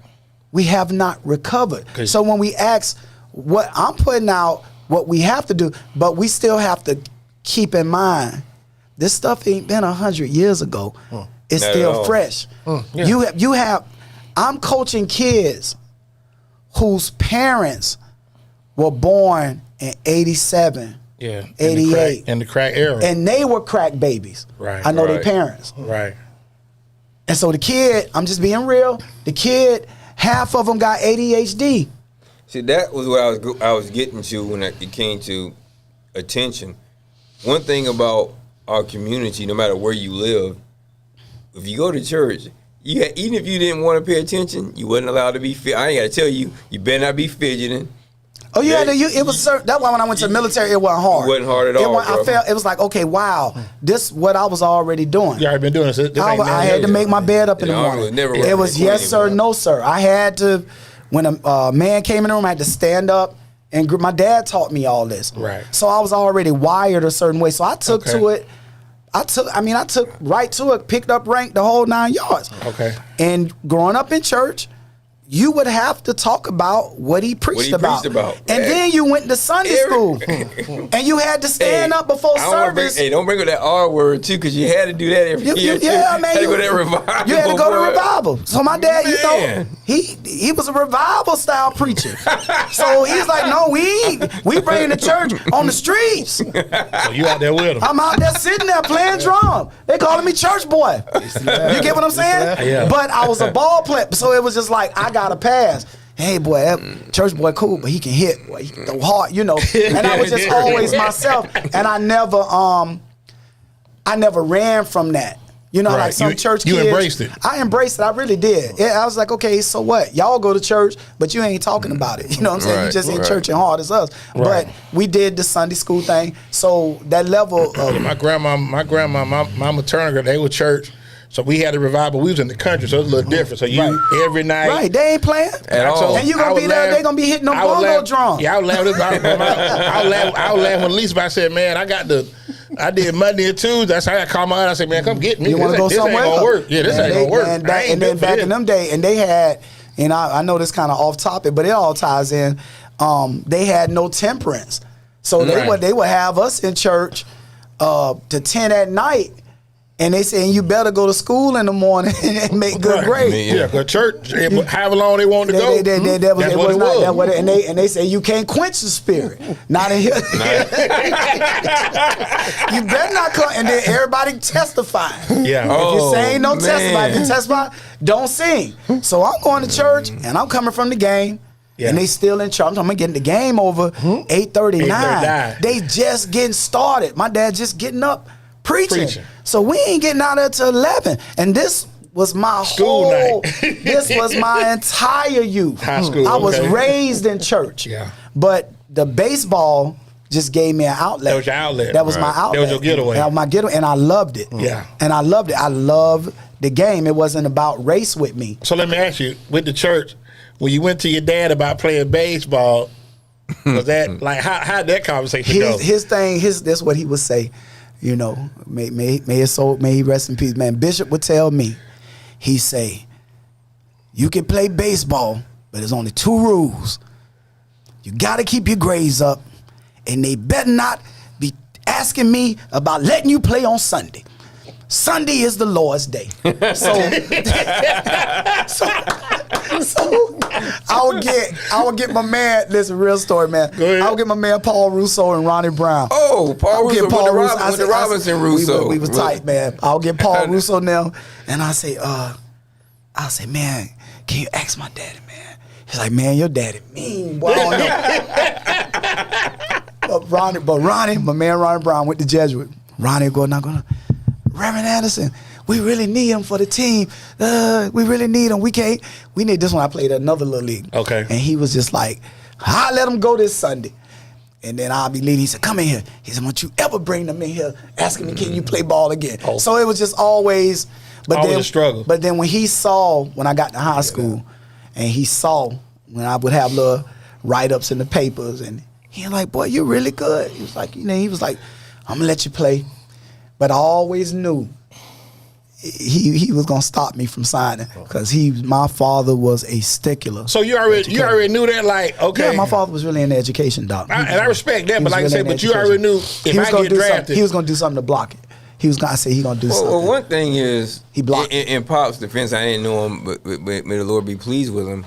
The numbers ain't the same today because now the numbers are insane. But I gotta ask her. This is funny. You gotta have something to fall back on. Are you at school when you get drafted, or are you home? Because I know it's a call that comes in, right? So let me tell you what happened. Yeah, you either get a call, but if you like a middle or late round pick, you get a mailgram. So they sent me the mailgram and said that the agent was gonna come to the house to sign me. So while I was off playing my American Legion game, Coach Reed had already got my agent and everything. So my agent, took me to my baseball game. Okay. And when I got home, my mom was like, he done messed it up for you. So he actually chased the scout away. And that's what happened to me. Wow. But my father, he apologized to it later on in life. He just didn't know. All he knew was he marched with Dr. King. Yeah. He was from Alabama. Right. He came to Tampa. He made good. Tuscaloosa. Okay. Yeah, that's where we were originally from. From Tuscaloosa. Yeah. Barbecue, yes sir. And he worked he was one of the few African Americans that worked in the state building downtown. He was a social worker. Right. And he just didn't believe, and he was, and he felt a certain kind of way. He felt like he watched Hank Aaron and he watched Bobby from Bonds. Mobile. He knew the story, and he was like, they're not going to do my son. Larry Doby. Right, they're not going to do my son like that. Yeah. But he didn't know that was my dream. You get what I'm saying? Right. I think something else too is that I know for me, I had a hard time communicating with my dad growing up. Okay, so right. you can say certain things, but it's like, okay, well, man, I don't know, he ain't finna go for this. So I'm like, man, I can't even. I just gotta, I gotta keep this in. So not my mother. My mother was sweet, but my dad was ultra strict. Yeah, they had rules. I mean, I had one of them families like, Mama, can I go do this? Ask your dad. Don't worry about it. That's how I was with me. Straight. Don't even worry about it. I'm good. I ain't even. Nah, she said, go ahead. I said, nah, I'm good. Don't even worry. I just hear about it. Most of our families in our community had a unique balance. Because you think about it, I was raised around a lot of military people, and there was always that one parent that was kind of, and that other parent, nope. And when I think about it, the neighborhood, we was hood rich, so we was one of those families that had a house, but the project was across the street. Right. You get what I'm saying? And we. So you always had, like I said, had. Like, we did. They got to a certain point. We had school clothes, and but you sit back and think, though, growing up in that time, though, right. In the 80s, it was a lot of poor people, but they didn't know they were poor because everybody around you was on the same economic level. On the same economic scale. You didn't know. You didn't know. You didn't know. But to his defense, my parents were good parents. Because now that I look back on it, and I look at, a lot of my peers, a lot of them, got caught up, in that whole motion, But with the baseball piece, I want to say this. Number 5, resources. Baseball is expensive. Absolutely. That's what I want to get into. Personal hitting and pitching coaches costs. Travel ball fees cost. Access to hitting facilities cost. But I will say this, but we have money for everything else. But baseball isn't a priority to us. That's what because it's no instant gratification with the process they want of it right becoming now. a great Baseball player. Right. It takes a while. Give me number 5 again. You know you ain't military. Jarhead, give me number 5 again. Resources. No, but keep on going. He's gonna say something. Baseball is expensive. Right. Personal hitting and pitching coaches cost. Got that part too. Travel ball fees cost. Definitely heard Access that. to Wow. hitting facility cost. Wow. But we have money Right there. for everything Right there. else. But baseball Right there. isn't a priority Right to there. us because Right there. it's no instant gratification with the process of becoming a great baseball We player. got it for every. Let me get your hype man together, brother Jay. Wow. I'm well aware. They of it. heard So you. this ain't nothing. Hey, shut up. This ain't nothing. This ain't nothing. We have money for. Look at me. Look at. We have money. Hey, put it on his face for now. everything else. They ain't hear what he said. Louis, Gucci, belts. They can't You hear you. understand me? But I think Jordans. They ain't listening. Weaves. I was gonna say that other W word. We even got What money was for it? Beijing beers. What's We that got other money W? for I everything. thought he was gonna say it. Now say it. He said we. You see? Yes, sir. But you got money for it. Like you We said, even got money for marijuana cards. There Yes, you sir. go. We got money for the whole inner up now. city experience. Hey, got a But organ player out here? baseball isn't a priority to us because Right there. it's no instant gratification. You're not going to be good in the span of 3 years. You're going to have to line them knuckles up. You're going to have to hit off that tee. You're going to have to learn how to load. You're going to have to learn how to separate. You're going to have to learn to see the ball and be quick. You're going to have to learn how to slow to it, long through it. Right. All this stuff is advanced hitting. It don't happen overnight. And then the speed of the game is faster than it was when we was coming up. Absolutely. Them boys throwing Absolutely. 80 miles an hour from 46 feet almost. Yeah. So it's a kid get up there, he ain't successful. He gonna be like, oh man, I'm gonna go ahead and go play football again. Yeah. You know, cause it don't take a lot. Because football is easier to master. It's easier to master. Like I say, with football, it's like you said with baseball, you talk about We the fastest. your swing. We got the hands. A lot of stuff natural. Right. But with that baseball, No, that's work. That's work. It's gonna That's take work. even if you got That's the work. tools. Yeah. It's work. Yeah, like you say, hitting off that tee, and then also some people don't process being able to field. That's it. That's something like, and that's something that a I whole always nother took pride conversation. in playing center field, to watch the ball and go get it. That's right. Because when you see it, like a lot of times, you may think, okay, I'm finna go up. Oh, wait a minute. Just like a safety in football. Take a Okay, I'm bad finna go make angle. a play. Oh, damn, the ball, wait, who behind me? Ain't nobody. That's a touchdown. But that's what I'm saying. You got to be able to see the field and then go get the ball. And I think for me in baseball, offense was last. I always wanted, okay, if a ground ball come, and I always played offense, if a ball comes single, I got to keep the ball in front of me. I can't let the ball get behind me. That's right. I got to go to the ball. I got to cover my left field. I got to cover my right fielder, because if they can't get it, then it's on me. That's right. So you can't watch, I think he ain't got it. He done failed. That's right. So I got to run all the way over there and get the ball. That's right. To prevent the man coming home. So I think that was always my thing. Hitting the ball came a little later, but by the time I was 9, 10 years old, And y'all got some great ball players out of Georgia. but like I said, but I'll tell you something that was sad, like I used to tell him. Growing up in the inner city of Atlanta, baseball was not a chosen sport. Right. It was football. It was just season with football, then basketball. Right. I tell my brother, the only reason I played football, because that's what the girls like. And girls weren't coming to baseball game, it was too hot. Because we played at 4:30 right after school. Like, I ain't coming out there. It's too hot. This is true. So, but football be a little darker, the weather came down, so that's where everybody was at. But I didn't have good girl, like, okay, well, what time y'all play the bar? Like, oh, that's too hot. I ain't coming out there. Right. Right. Okay. Right. Call me when you get home. Okay. Well, one thing about the Little League we played at back in the day that drew the people from the neighborhood, it was a family thing. Right. Like when we played cup ball, they made us clean up the park. They made us pick up the trash. Right. We wanted to be the next one. Right. Because when we would show up at the park on the east side, it was a family. But also with event. that, Brother Jay, that's what you love. So that was something different. When you love it, Right. you put all you can into it. That's right. And I think a lot of times that kids, they don't handle adversity well to begin with. This is true. So when you losing, I don't want to do this no more. If you strike out 2-3 times in the game, Right. Because you might not give it 2 or 3 times to get up to hit. That's right. right? But that's what I'm saying. So now the competition. See, to me, the scale. So like you said, when you got the football guys that play, they play football. So baseball is just something to just keep them. And see, and this is going. what I've heard from the guys we mentioned earlier, and this is what they tell me. They like, you know, like Sheffield. He likes my son because Chico loves it. And so one of the things he say to me is, you know, Jamie, man, they got to love it. They don't love it like we did. Right. And that's what the problem is. That's one of the problems. The majority of the kids, they don't really have a love.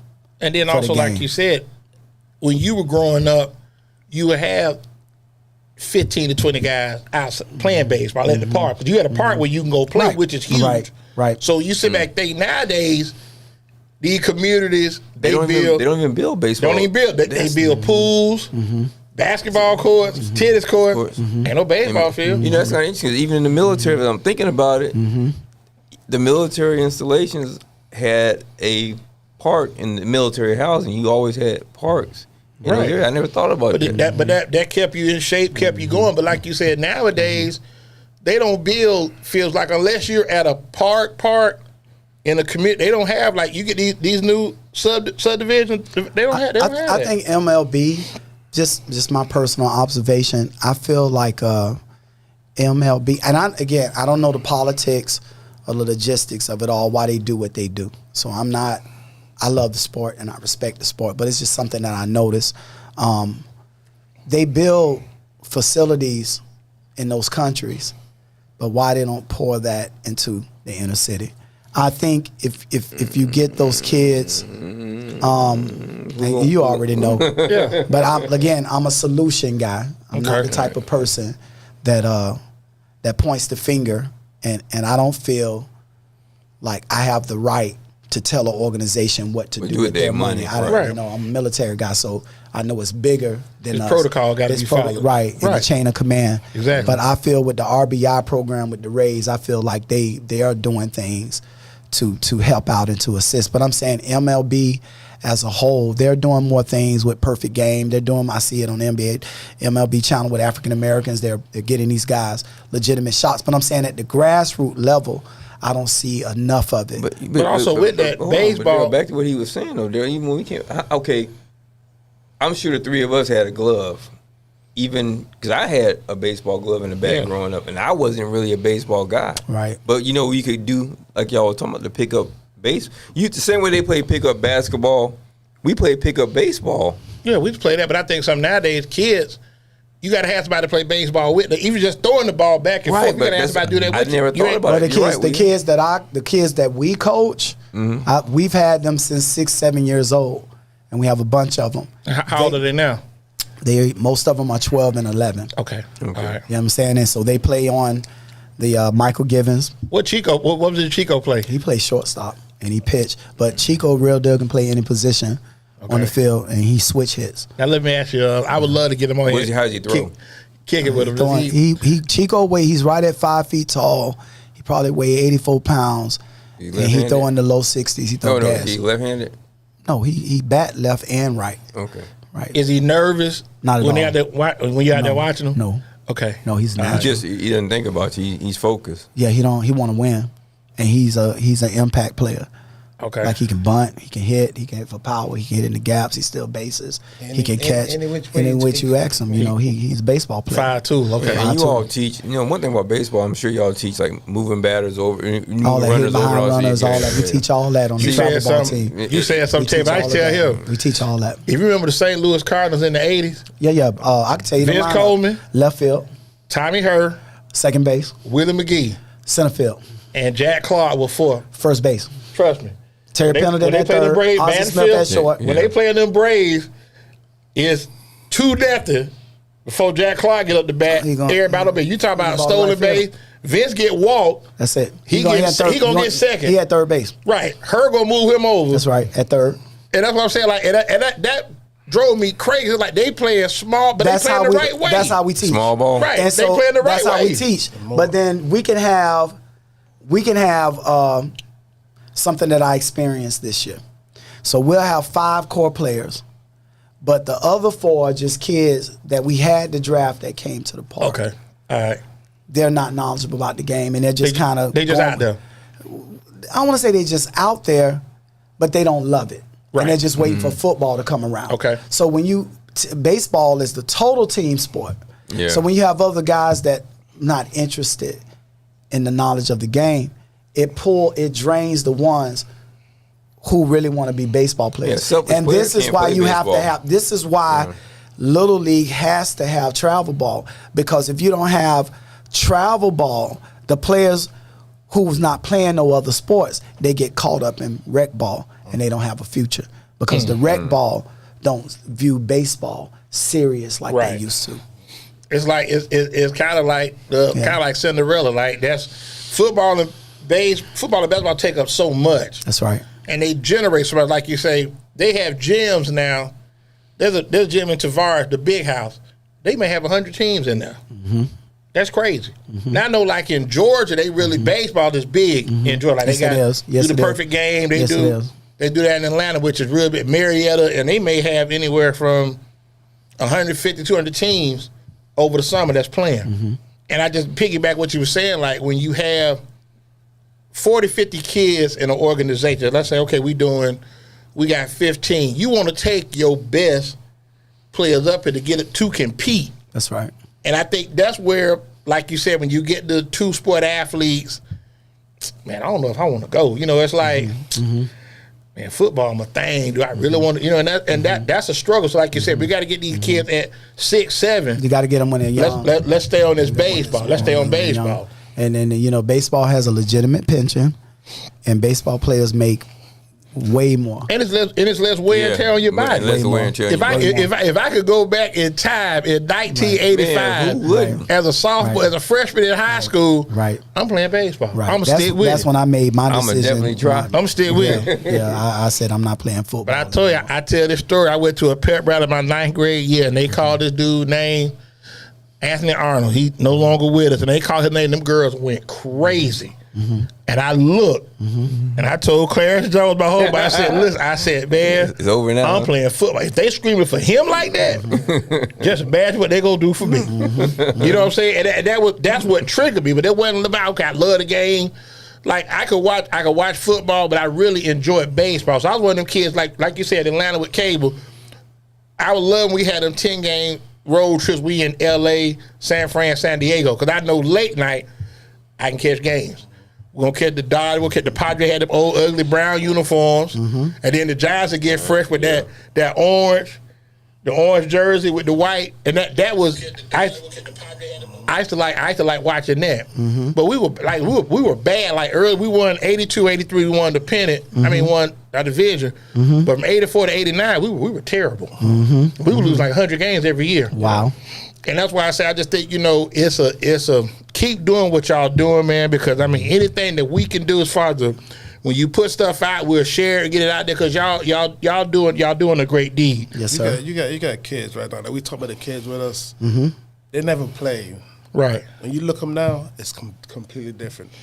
Well, they practice all season. Right. These kids have never played. Right. When you look at them now, people be like, how?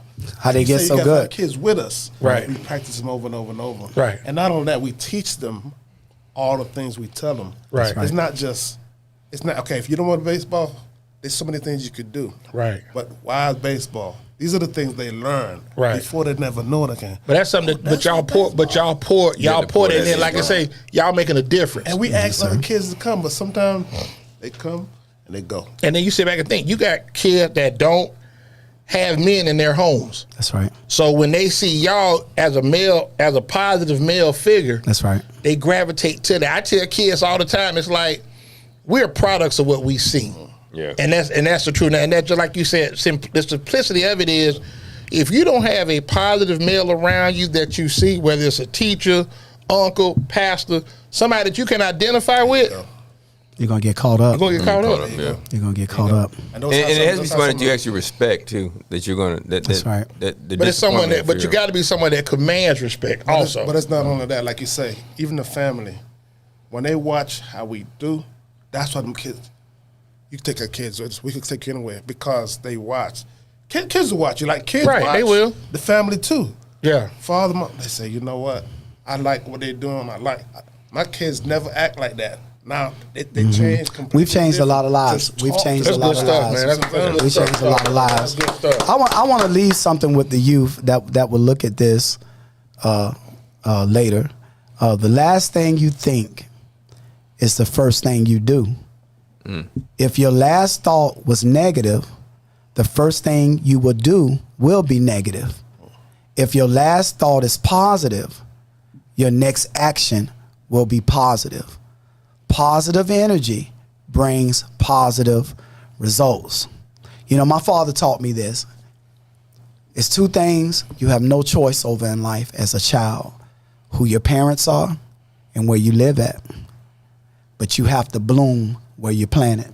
You have to bloom where you planted. Torres, put / motivational speaker by James Anderson. Yeah. / put that / on there, bro. Like I said, you drop. That's in him today, too, man. That's in you too. Whoever, and I do travel the country and do motivational speaking. I was Okay. up in Washington, D.C.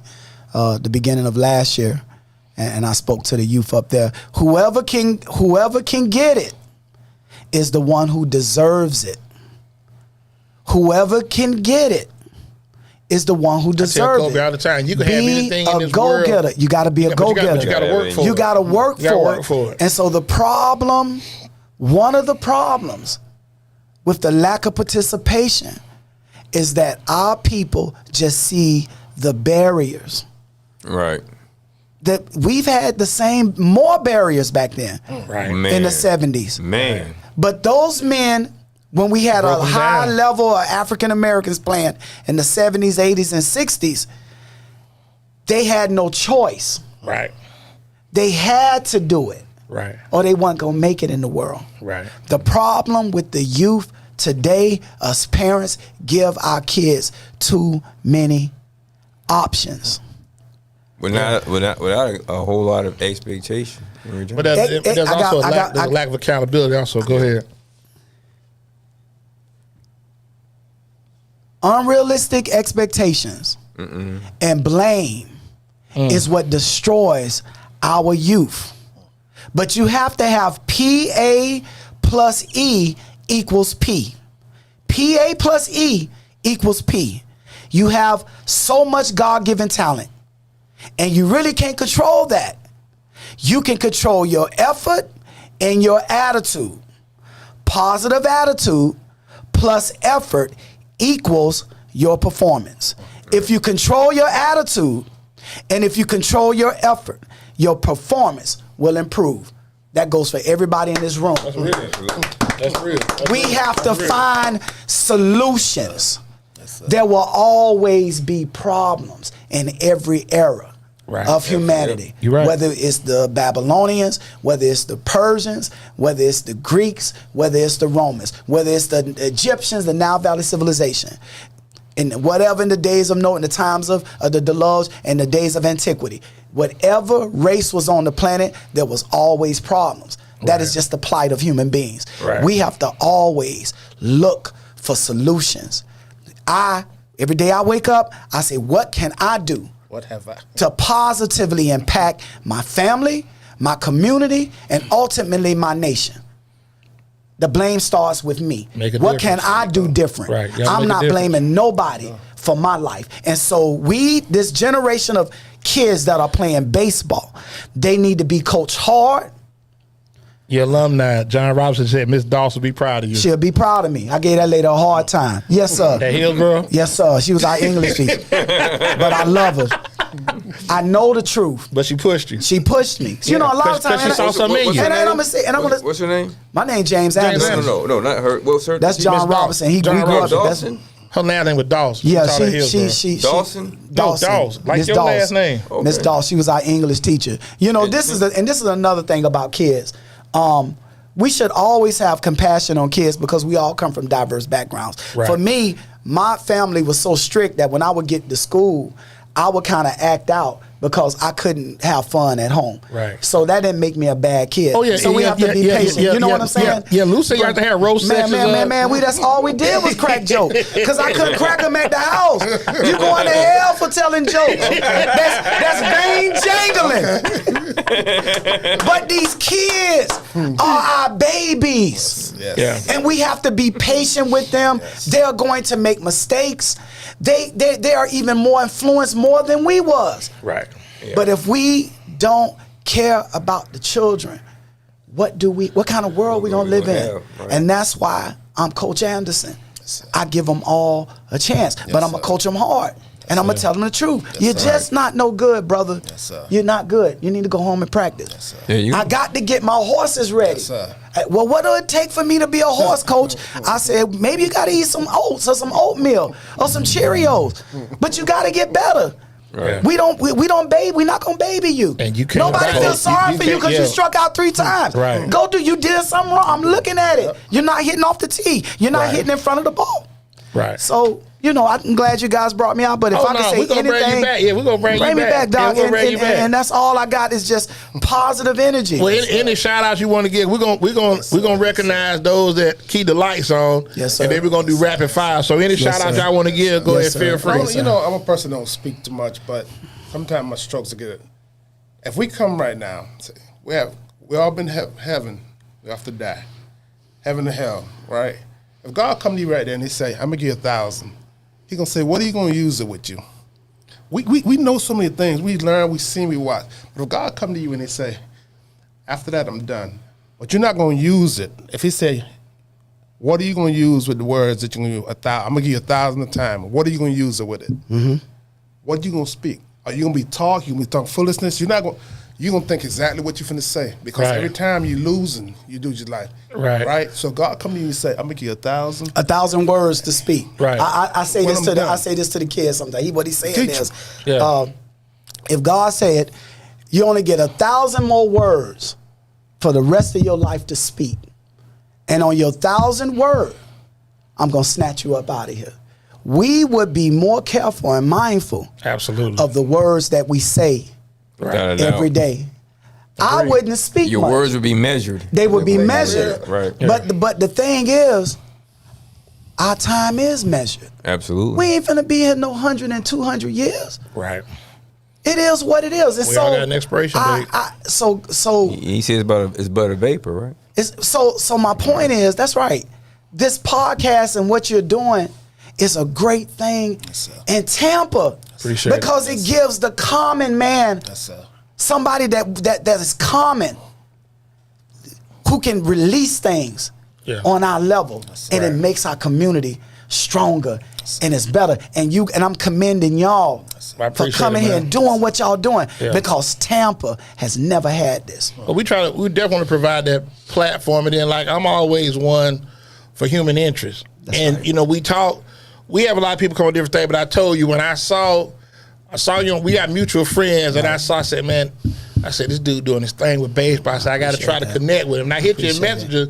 Right. Hit me back with the vibe, and I said, okay, well, hey, let's set the date. That's right. Whenever you can That's come, right. Right. we're gonna put it together. We're gonna bring me you on back. here. Bring me back. We're gonna do I'll be that. happy to bring whatever you want to talk about. No, It ain't like I say, just- what you got? That it's whatever. baseball. Yes, sir. I'm really intrigued by that because I want to see more black and brown kids playing baseball. That's right. And that's right. And I want to see that because I tell people all the time is that some people don't have the opportunities that are given to others. That's right. So we already are behind. That's to right. begin with. That's right. Can I say this? Can I say? 100%. I Go just ahead. want to piggyback on that. So let me ask you a question. Have you ever you was blamed for something that somebody in your family did, and you had nothing to do with it, and every time you that situation came up, it was your father or your uncle, and that's why I don't like you.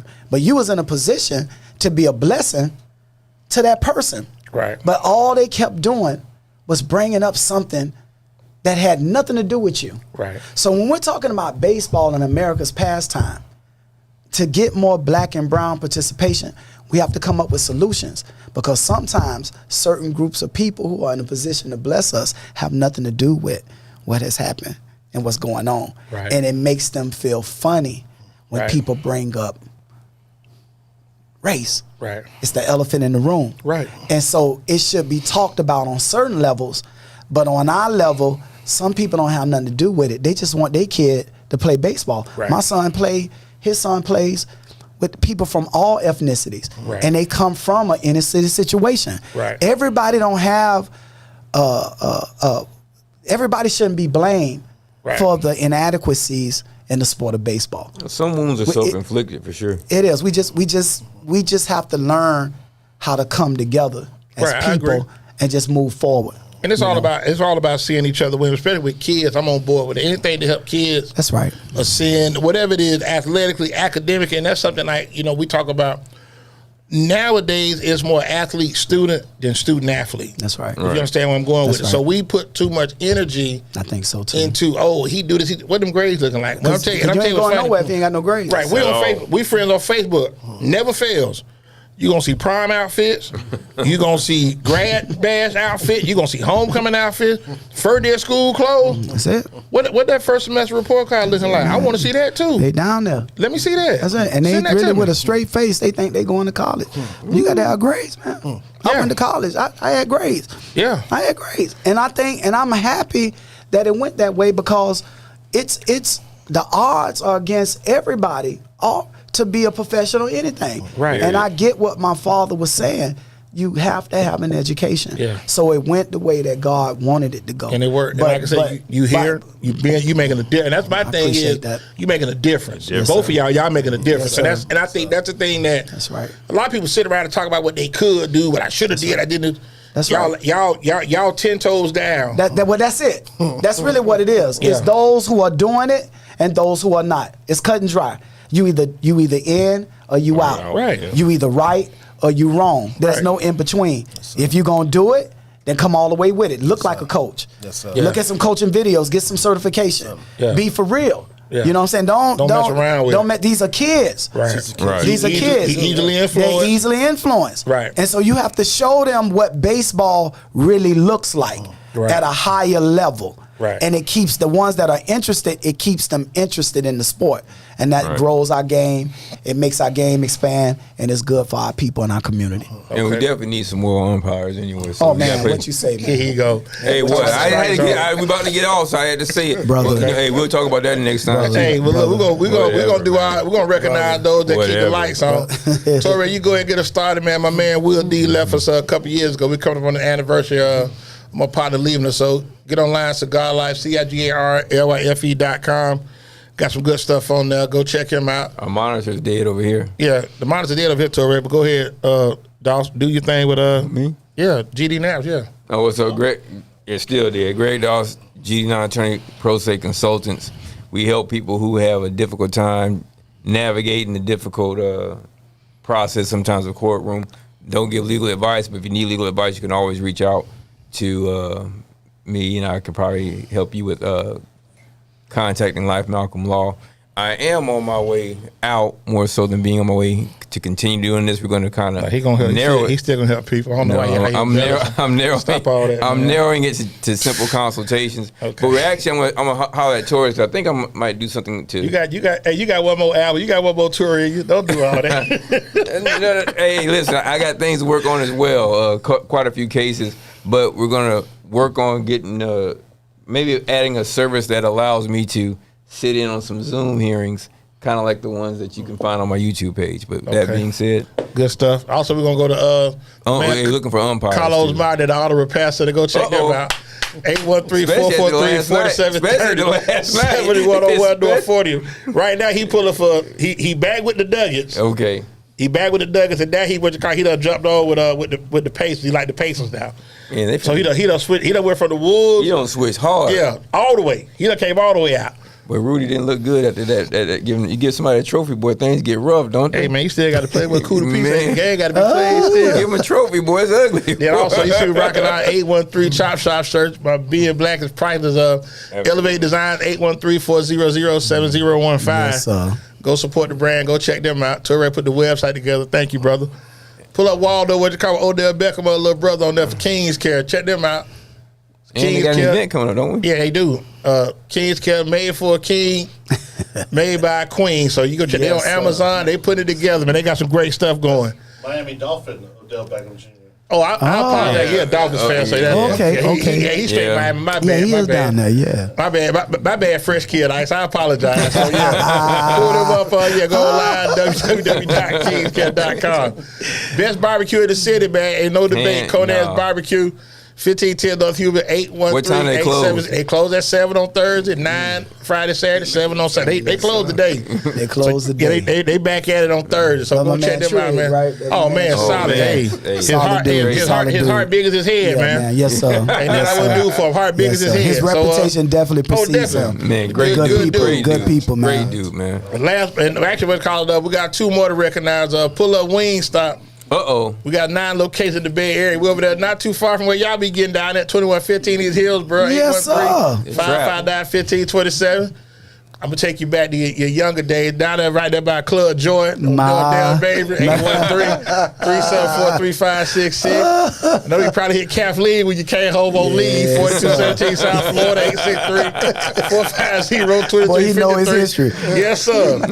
And I know you done took a young lady when you just school to Malibu out there, 915 North Florida, 813-851-0088. Right with the bumper cars. Huh? Yeah. Yes, I know he played at Plant, so down there, I know he played against them 107 South Dale Bay, 813-551-2443.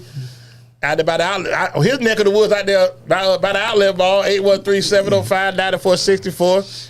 And if he cruise out there on Bruce B. Down, 813-536-0222. Old School University Mall area, 2776 North Fowler, 813-903-9464. We're headed out there to 154, aren't we, sometime soon? Yeah, we going to Zephyr Hills on the 24th. 24th, okay. Then we got 9305 North 56 Chop Shop headquarters, 813-373-5174. So we finna get y'all on what we call rapid fire. We're gonna shoot y'all some questions just off the cup, nothing crazy. So ain't finna ask you nothing about beach week and Daytona, nothing like that. So this gonna be safe. This, ain't ask you about the CIA tournament back in the day. I went to AIT at Fort Lee, so yeah, I was. I ain't gonna ask you when you was up there hanging out with Jawad Howard up there in DC back in the day. We ain't gonna do none of that. So don't worry about that tonight. Okay. Go check them out. Boss Hunter Company LLC. Your load is our strength. Nick Wilson, my partner Renee Norton Smith, 813-364-4390. So let's go and get in the rapid fire real quick with these good brothers right here. All right. Biggest rival at Hillsboro when you played baseball. Who was y'all rival? Oh man, everybody was gunning for us. Everybody. Well, in baseball? Baseball. Plant, Jefferson, University, Chamberlain. Okay. No King, no Tech. We ain't see them. Didn't see him at all? We ain't see them. No, we said 89, right? 89, we ain't see them. Okay. No factor. No factor. Steve Garvey's already gone, huh? Yeah, he been gone. Best road game environment for baseball. Like, okay, this is like you wake up like, okay, we going over here to play. Yeah.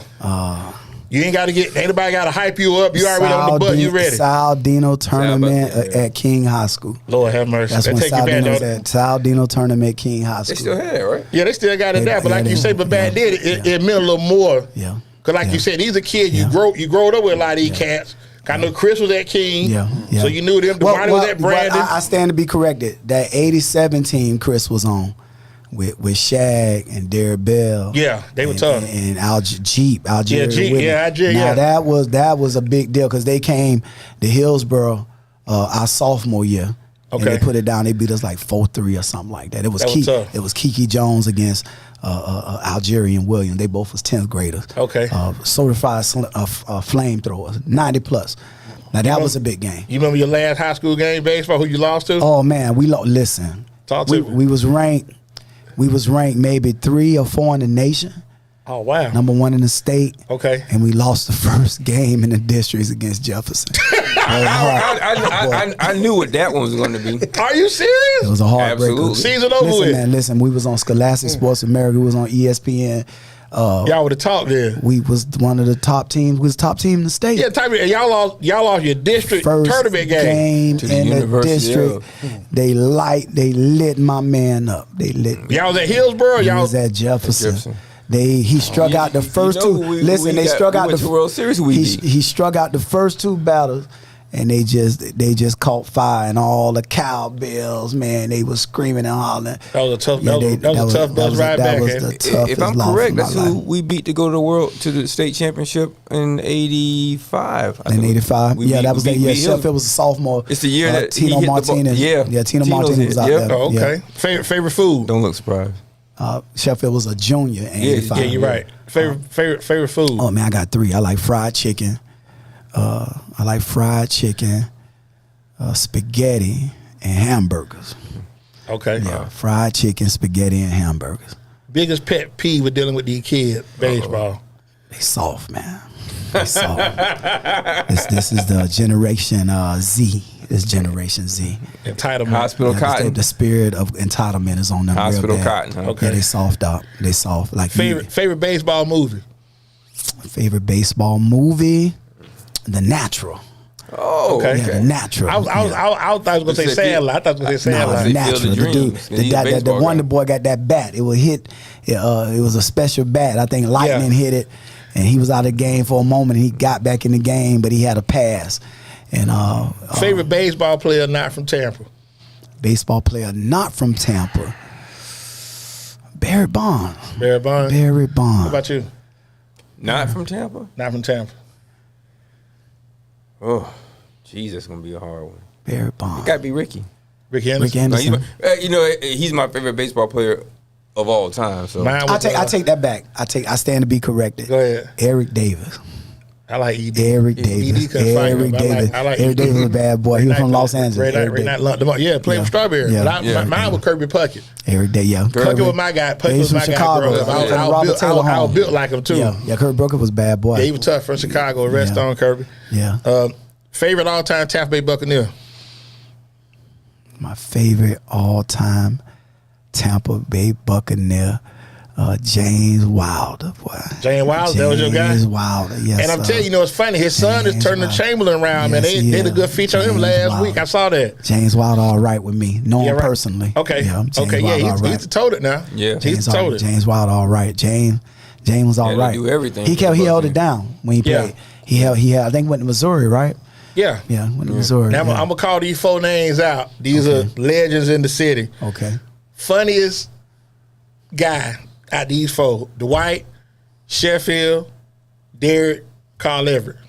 Funniest? The funniest. Like just straight entertainment. Like we finna cut up. I already know we finna cut up with him. That Derek Bell a fool with it, man. Yeah. Derek Bell a fool with it. Yeah. But I'm telling you, I've been trying to get Carl. Carl need a show. Carl Everett. Carl need a show. Carl funny. May need a but dope, he but call it. What I would like about him, he call it like it is. Yeah. There's nothing. Carl go call it whatever it is. Carl is my guy. Yeah, good Carl dude. is my guy. Good dude. I mean, we all came out the sandbox together. Know him real good. All of us still talk. Okay, good stuff. Call something else. But the thing, listen, man. Carl ain't never lied.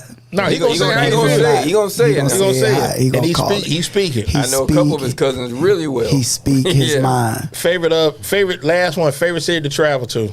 I got one more. Favorite city to travel to in America. Well, anywhere where I love to go. New York City. New York City. Yeah, New York City. Yeah, no. I had an uncle. My dad had a uncle that lived in New York. I used to like to go up there. Okay. Yeah. We're going back 80s because I know you back in the era. Who had the livest uniform to you, baseball? In the 80s. In the 80s? Yeah. The Houston Astros, man. Yes, sir. The with the stripes, with that Houston star. Astros, man. It wasn't that like I got that. that Nolan Ryan jersey to this day. You bring it out every now and then? I put them on, man. I have it from the cleaners right off of 22nd Street. Yes, sir. Gold earring. I put my gold fronts on, all that. I'm in the city. You showing out there? I'm Okay. showing out, dog. Okay. You know, Tampa boys. What's my man that pitched for them? J.R. Richard. Yes, sir. J.R. Richard, Nolan Ryan. Yeah, Nolan Ryan. Mike Scott. Mike Scott. Mike Scott. Terry Poole, Bob Watson, Cesar Daniel, Jose Cruz. They you could a beat the baseball Mets. man. Terry Poole, Dickie Thorne, they could. Glenn Davis. But they couldn't beat the Mets. No, they couldn't do nothing with They the couldn't beat the Mets. They couldn't beat the Mets. Yeah, they couldn't do nothing with the Mets. That was hard to play. Hit a home run out of too. The Astros back in the day. Yeah, Derek Bell hit a lot of bombs that didn't go out. That was a big field. Yeah, that was a huge field. That was a big field. They were 430 straightaway center. Yeah, that's when they had Carl out there. Yeah, they had Bagwell. Caminetti and Derek BGO. and BGO. Killer B. Yeah, that was a nice squad. Like I said, good. We got to get that baseball back. I'm glad y'all came and kicked it on with us today, man. This is good stuff. So. I thought you would like some more questions, man. I keep on going. No, like I said, I got to get Torres out of here, man. Torres been off all. He got to go back to work tomorrow. I ain't gonna keep me all night. Hey, what about the hat? I want his wife to jump on. This hat right here. This is my man. You want a hat? So I'll get one for you next time I come. This is the Michael Givens Back Foundation.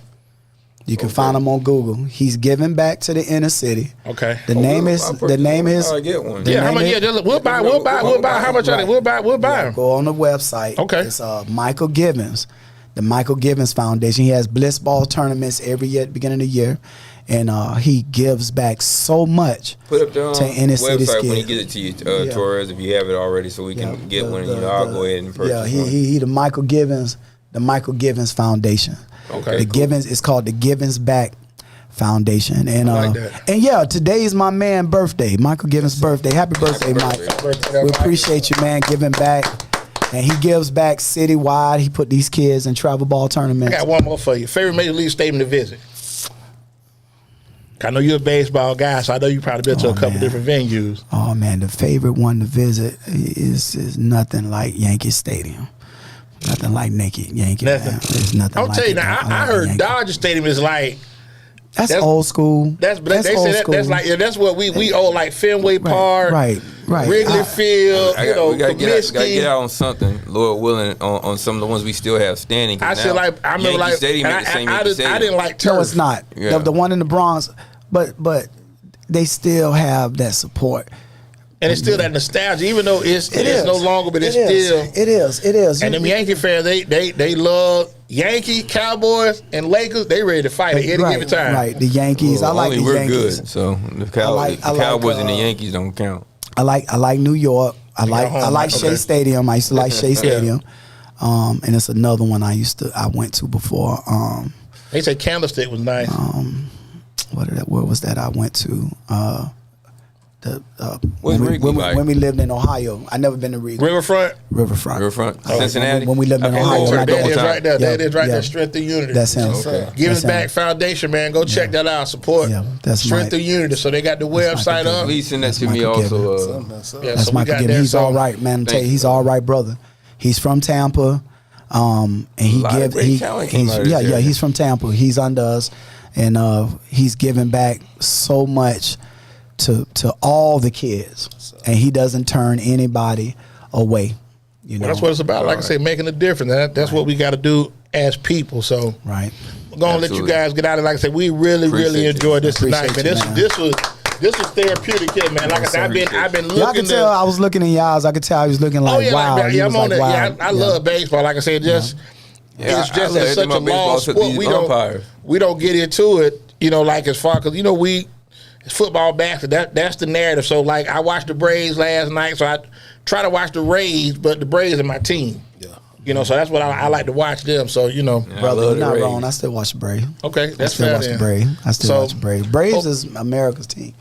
So they say, but I don't know. I mean, just we had the cable, but Yankees are probably the most popular team. We But understand they're in the we on bigger TV. market, but I'm saying like us Southern boys. Oh yeah, Oh, definitely. yeah, we without watch. a We doubt. tuning in the Braves, man. That We was- was we raised on the separate- Braves. we was already I watching wasn't the born on Braves. Warner Robins, but Oh, were you okay? yeah, okay. but now right that's my parents met. Remember? Okay, yeah. But, I had a lot of friends. Warner Robins. They had that fair down by Fort. What was that? Perry. Perry. I used to go to the fair. Yeah, little Peach back in the fair, day. yeah. I used to go down there. Fort But when the Valley Rays State, came out, got down I there. gravitated to the Rays. And, I had some issues with Mr. Cox, too, especially some base running issues. Yeah. Came Hey, man. So Hey, man, yeah. So let me ask y'all a question. Y'all think the Rays should come to Tampa one day? How you think they'll do Absolutely. if they come to Tampa? I think they should have. They should. I Well, mean, I they had no should. problem I think they with the should. Trop. I think it's comfortable. Yeah. People going to complain about everything. Right, this is true. But there's more people here than there is in St. Pete. So, So they get more And they support. were called the Tampa Bay. Right. So yeah. Yeah. but like I say, we finna let y'all get out of here, man. All right, my Torres, man. thank you for being patient, kicking with us tonight. We got a guest here, kid. I don't know your name, but good to see you, bro. Willie. Okay, Willie. Great job. Okay, thank you, man. So for Did the Coach Barnes, podcast with you, right, Coach Willie? Barnes, Coach Anderson, my man Ruff. Once again, What? shout out to all the mamas out there, man. Hope everybody had a good Mother's Day.